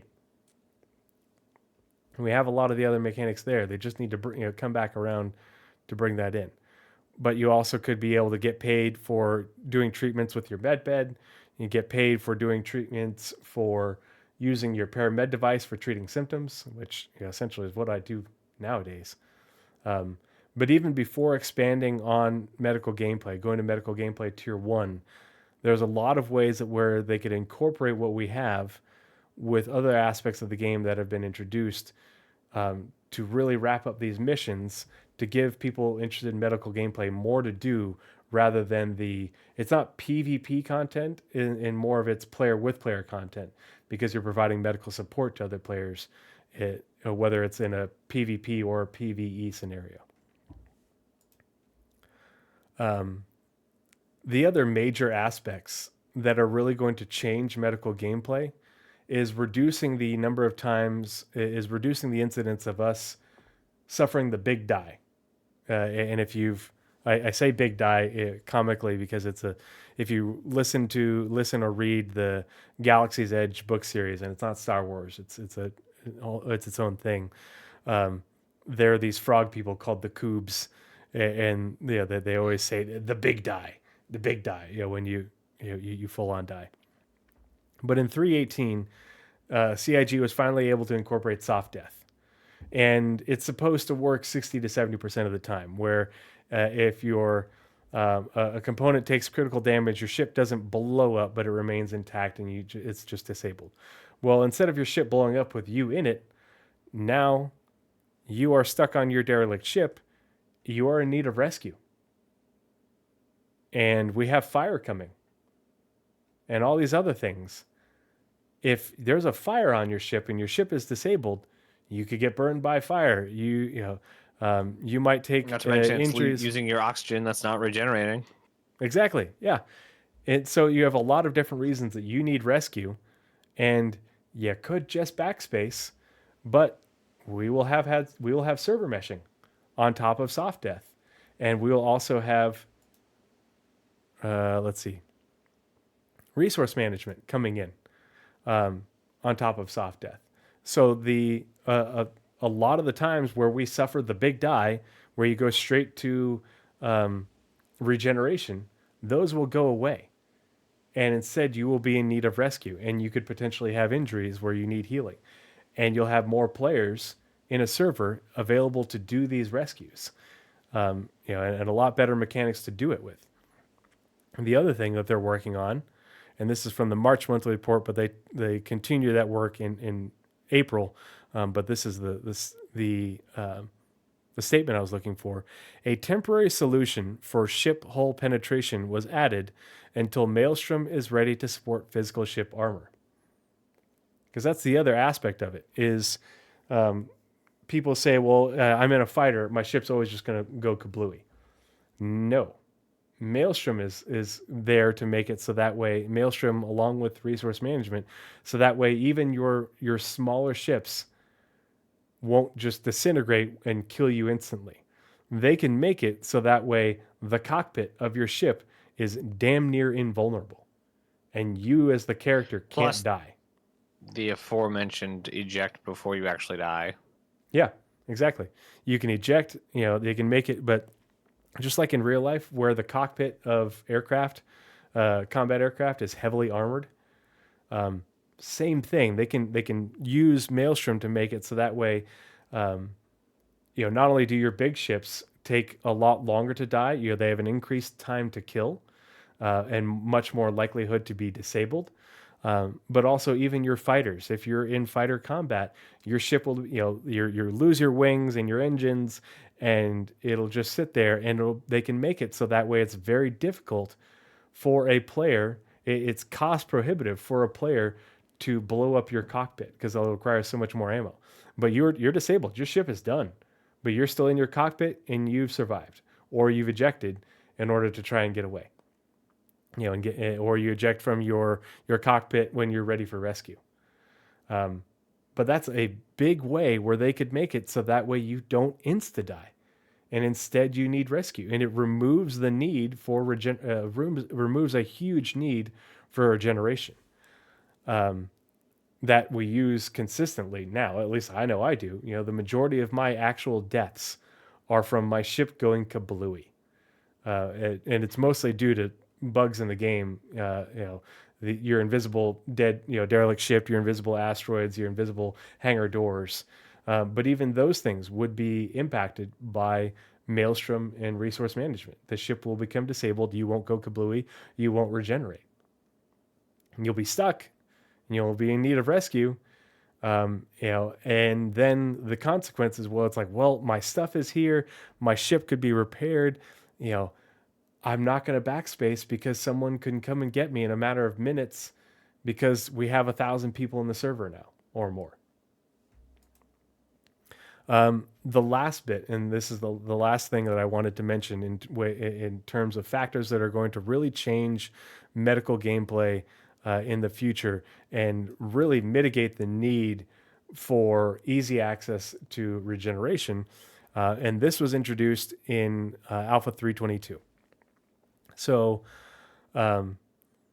along with weapon balance changes, we have adjusted player health, damage modifiers, and medical to increase time to kill.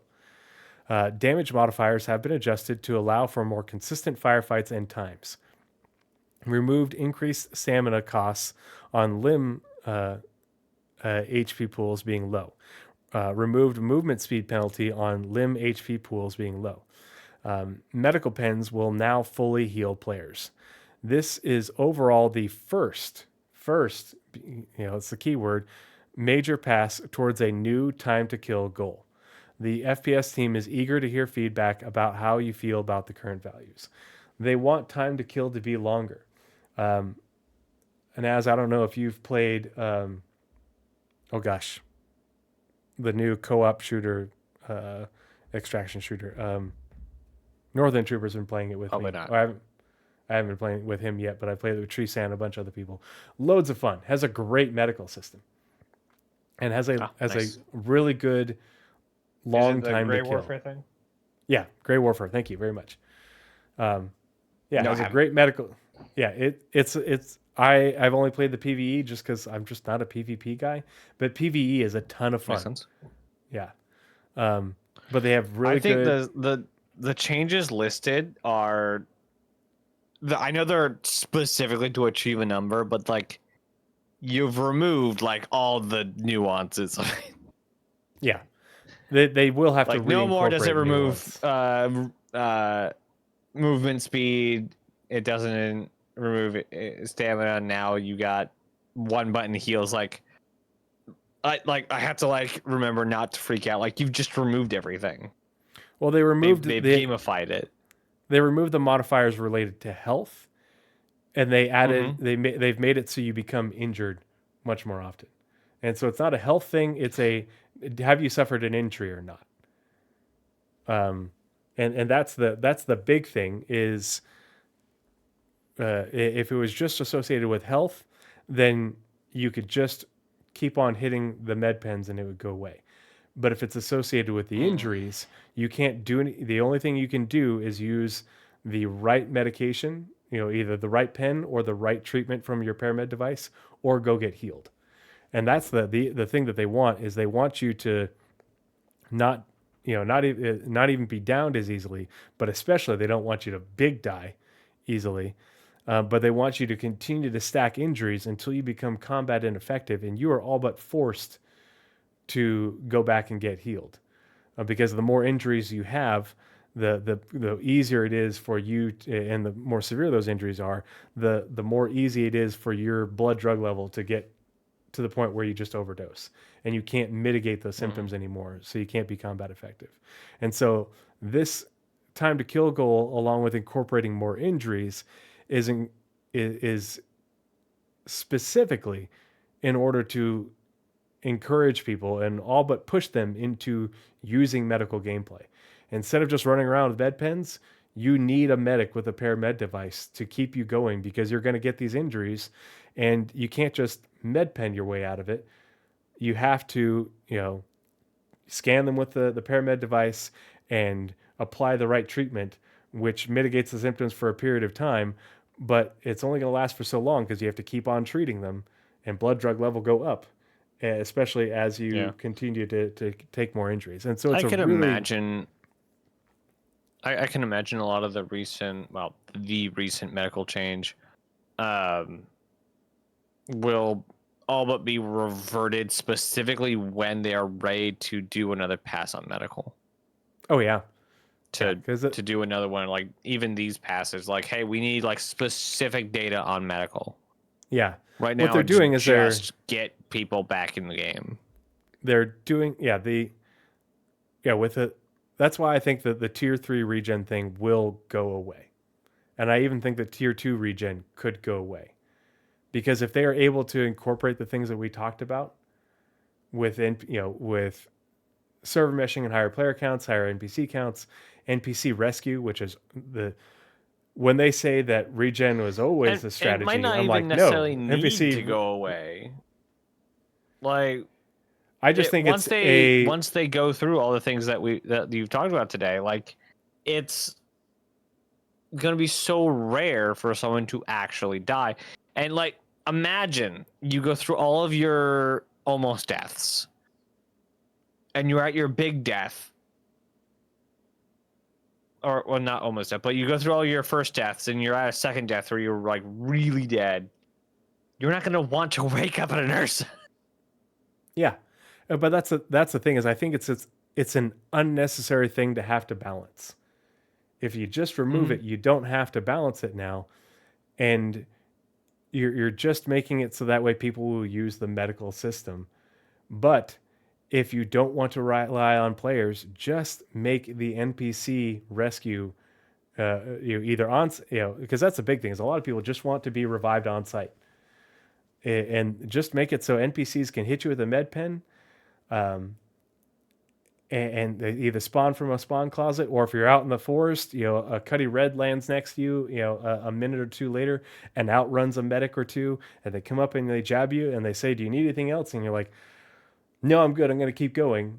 Or yes, you go get into the ambulance and you use the UI to tell you, they take you to whatever station, and you go into the drop off point, and you wake up in the clinic. And it's super short, because it's like, that's the thing, is if you have a bunch of injuries and you don't have a paramed device, or you can't continue because you have so many injuries, you can't treat them without becoming overdosed, then, okay, well, why backspace if you lose your gear when you can just call for an NPC ambulance? The NPC ambulance will be there in a minute or two, and they can take you to the nearest station, which is a minute or two away. They land in a hangar. You're fully healed in 5-10 minutes, versus if you regen, you lose everything, and you still have the injury, you still have the trauma echoes. Them. Yeah, a great way to maybe stop them would be to make death or backspacing remove missions. Yeah. Like, okay, well, you been here, or you are in need of medical attention, we're just say it took too long for you to do the mission, just get out of here. Yeah. Well, and that very well could be a thing, because one of the core side effects of regeneration is memory loss. Memory loss, confusion, and headaches. And that's why I'm like, I really don't think it's needed, because if you have a robust NPC, if you have a players, a lot more players to do it, but be a robust NPC rescue system. If you're downed, because you didn't die because they're getting away from the big die. If you're downed and you just call for a revive and that's all you want, that's great. But you can the UI in the down state could say, you could literally pick and choose and say, okay, I have a tier 1 injury. I want to complete this mission. I don't want to go back to the station. I want to pay extra to have an Apollo show up and treat my tier 1 injury. Or that price tag is way too steep for this mission. I'm just going to take the Cuddy Red ambulance ride back to the station, or back to the hospital and get this injury treated because that's an extra zero I can't afford. Yeah. And you will use that every time over just regenning and losing your gear, having to go find your body, dealing with the symptoms, the negative symptoms of regen, and having lost one of your second lives, because your second lives from regen, that's a limited number too.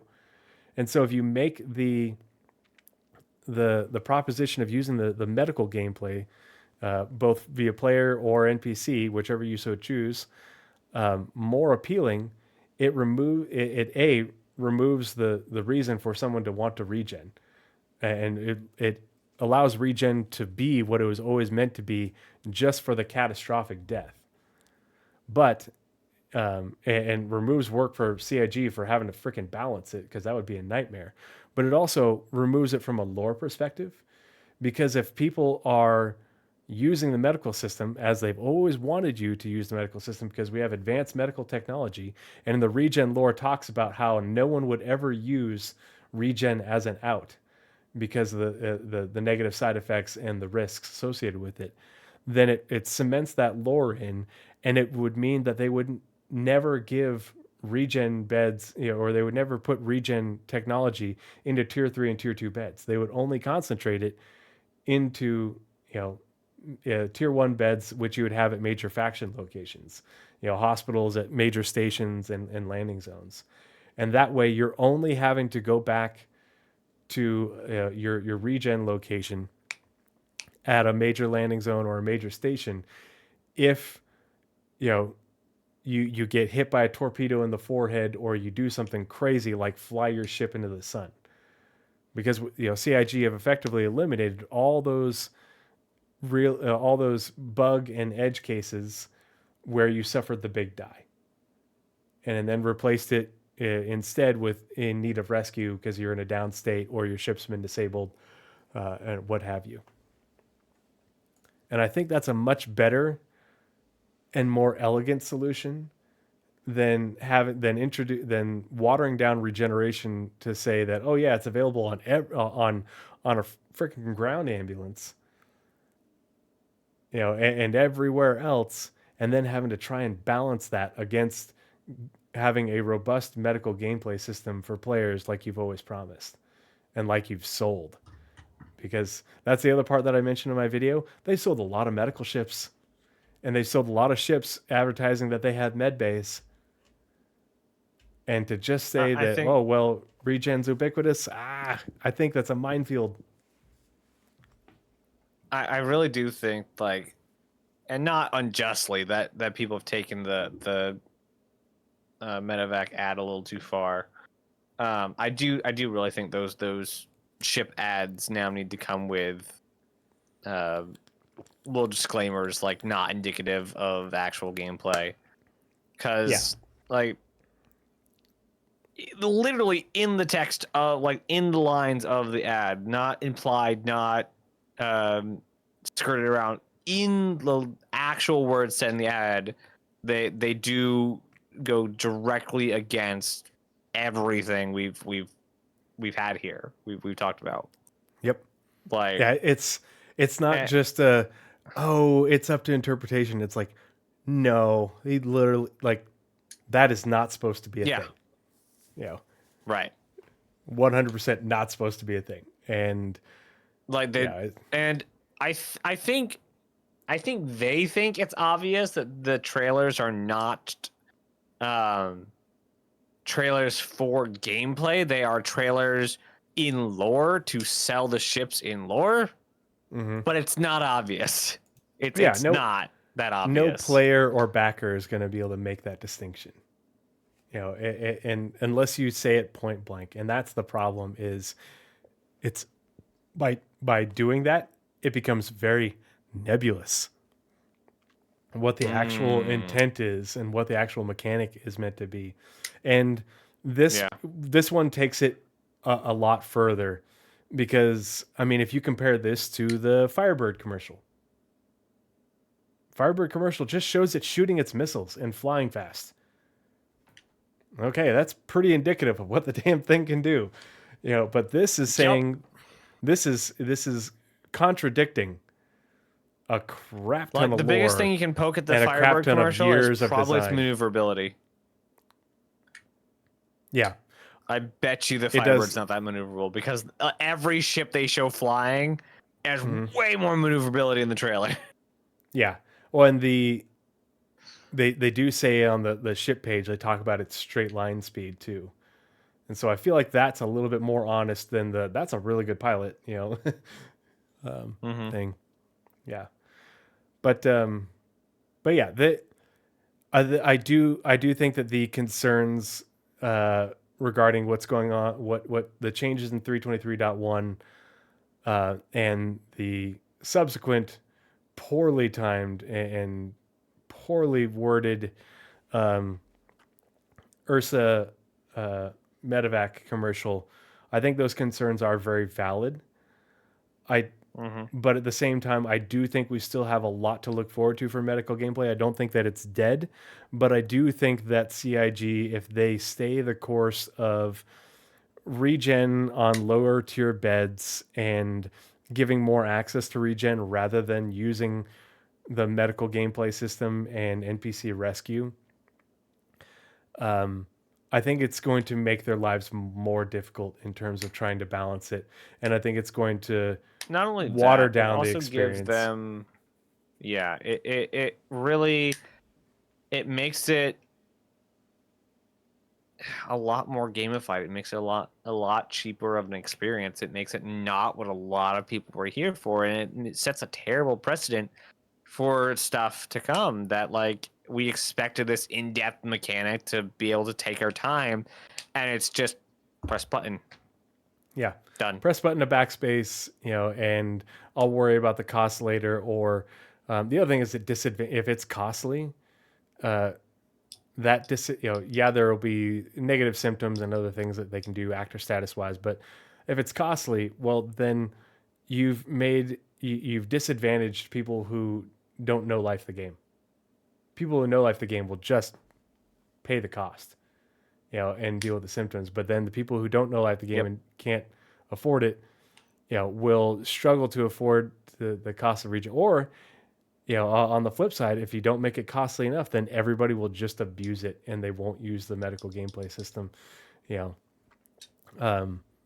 at least not as much as they should. It needs to be cost not in like money, and not in things you can obtain.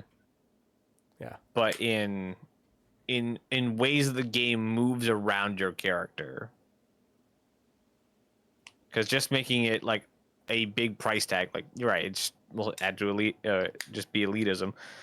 But like if it's more of you got into a rough spot, you're gonna take a loss on this, not just money wise, but like your stuff, the mission you were doing, like getting back to the location is gonna take some time. Like if you put all those together, that's a decent cost.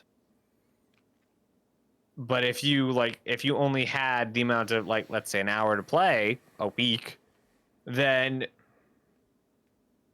you kind of have two options. Either you're going to get good at whatever kind of combat you were in that put you in that scenario, which is going to take a long time because you only got an hour a week, or you're going to play a safer option. This is kind of the outcome of Star Citizen. They want you to say, hey, I want to play safer because I don't want to die. They would love for the game to actually force players to play safe. Yeah. Because play the game is brutal. Plan enough to accept that risk by bringing medics and bringing the appropriately equipped ships to mitigate that. And the Yep. the other thing is this was done because the experience is pretty brutal because we do die a lot to stupid shit. Yeah. Which makes sense, and it's why it's a valid thing right now. Not marketed appropriately, but it is a valid thing right now, and I totally get it, and it makes sense. But if your goal is to make the experience not overly brutal, that's why we need NPC rescue. Because if people are backspacing from downstate because they're playing by themselves and they don't want to wait for another player, then you really just the way to do that is to incorporate the medical system, which is NPC rescue. It doesn't have to be player rescue. It's just NPC rescue. NPC comes, trauma team comes out of spawn closet. They lay down covering fire. Medic comes over, jabs you with a med pen. They go back in the spot closet. You have your gear. You continue your mission. That took less than 2 minutes. Which would be 1,000 times more appealing than waking up in your Ursa and having to come all the way back down into the bunker, what have you. And I mean, if you, and the other thing is if you're, if you're out on a planet, they do it with the Cuddy Red reinforcements and they bring a medic. But then the other thing is, if you don't want to continue the mission because you have injuries and you don't think you can continue, you just have a different set of UI that says, okay, I want them to rescue me, and you wake up in a med bed and it's just assumed that that trauma team came and dragged you through the elevator or through the field into their Cuddy Red and they brought you back to the hospital.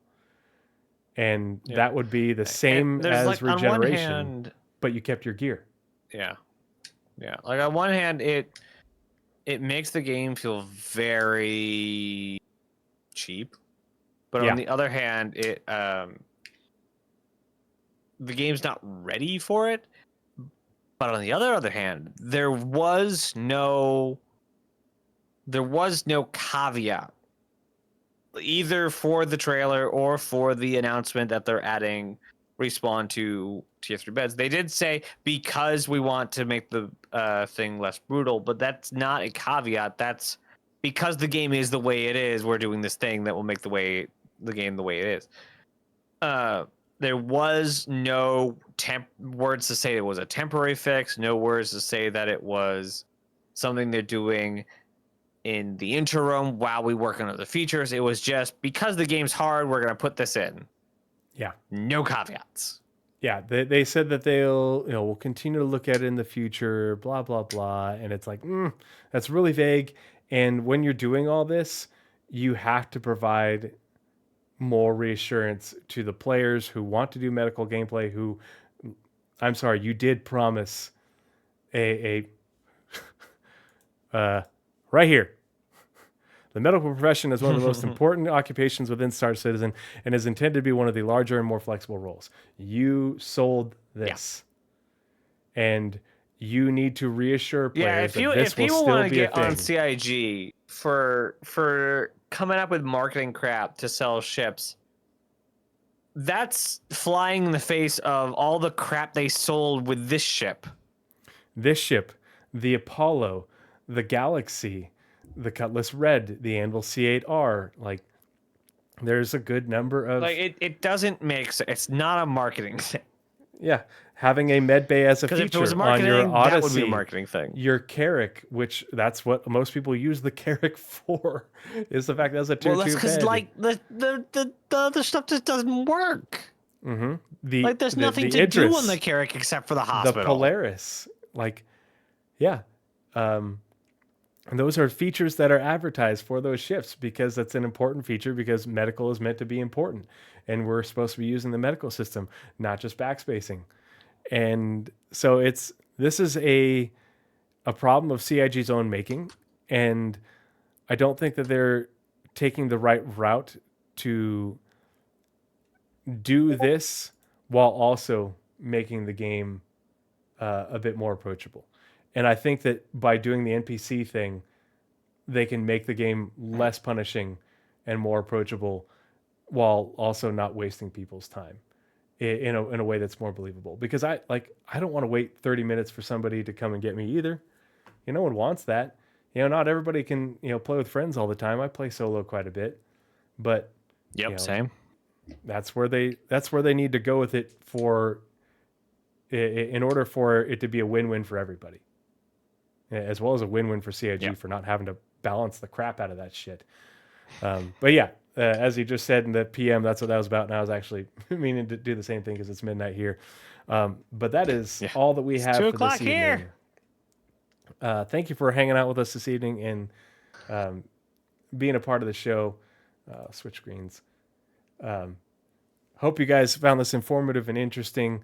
Looking forward to continue the conversation with you. This will be up on my YouTube in the next couple of days, as well as the video I'm working on. So keep an eye out for that. But yeah, let's raid someone real quick, see if there's anyone out there, any suggestions, and then we will call it a night. And while you're looking for that, when is your Boise Bar Citizen? There we go. Boise Bar Citizen is this Saturday. I'm very excited. This Saturday. Expat If you live in Brat. Boise, go do the thing. We're gonna raid Expat Brat because I love Expat Brat. Nice. Holy crap! It says uptime 7 hours. Good. Why do you God. keep doing that? Why do you keep finding people that have been doing this all day? Wait, do we have any suggestions? Nope. Okay, Expat Brat. Not yet, Yeah, no. we'll have some fun. I am Okay. very excited. All right. And starting the raid. Cheers, everybody. Thank you so much for your support. Love you guys. Bye.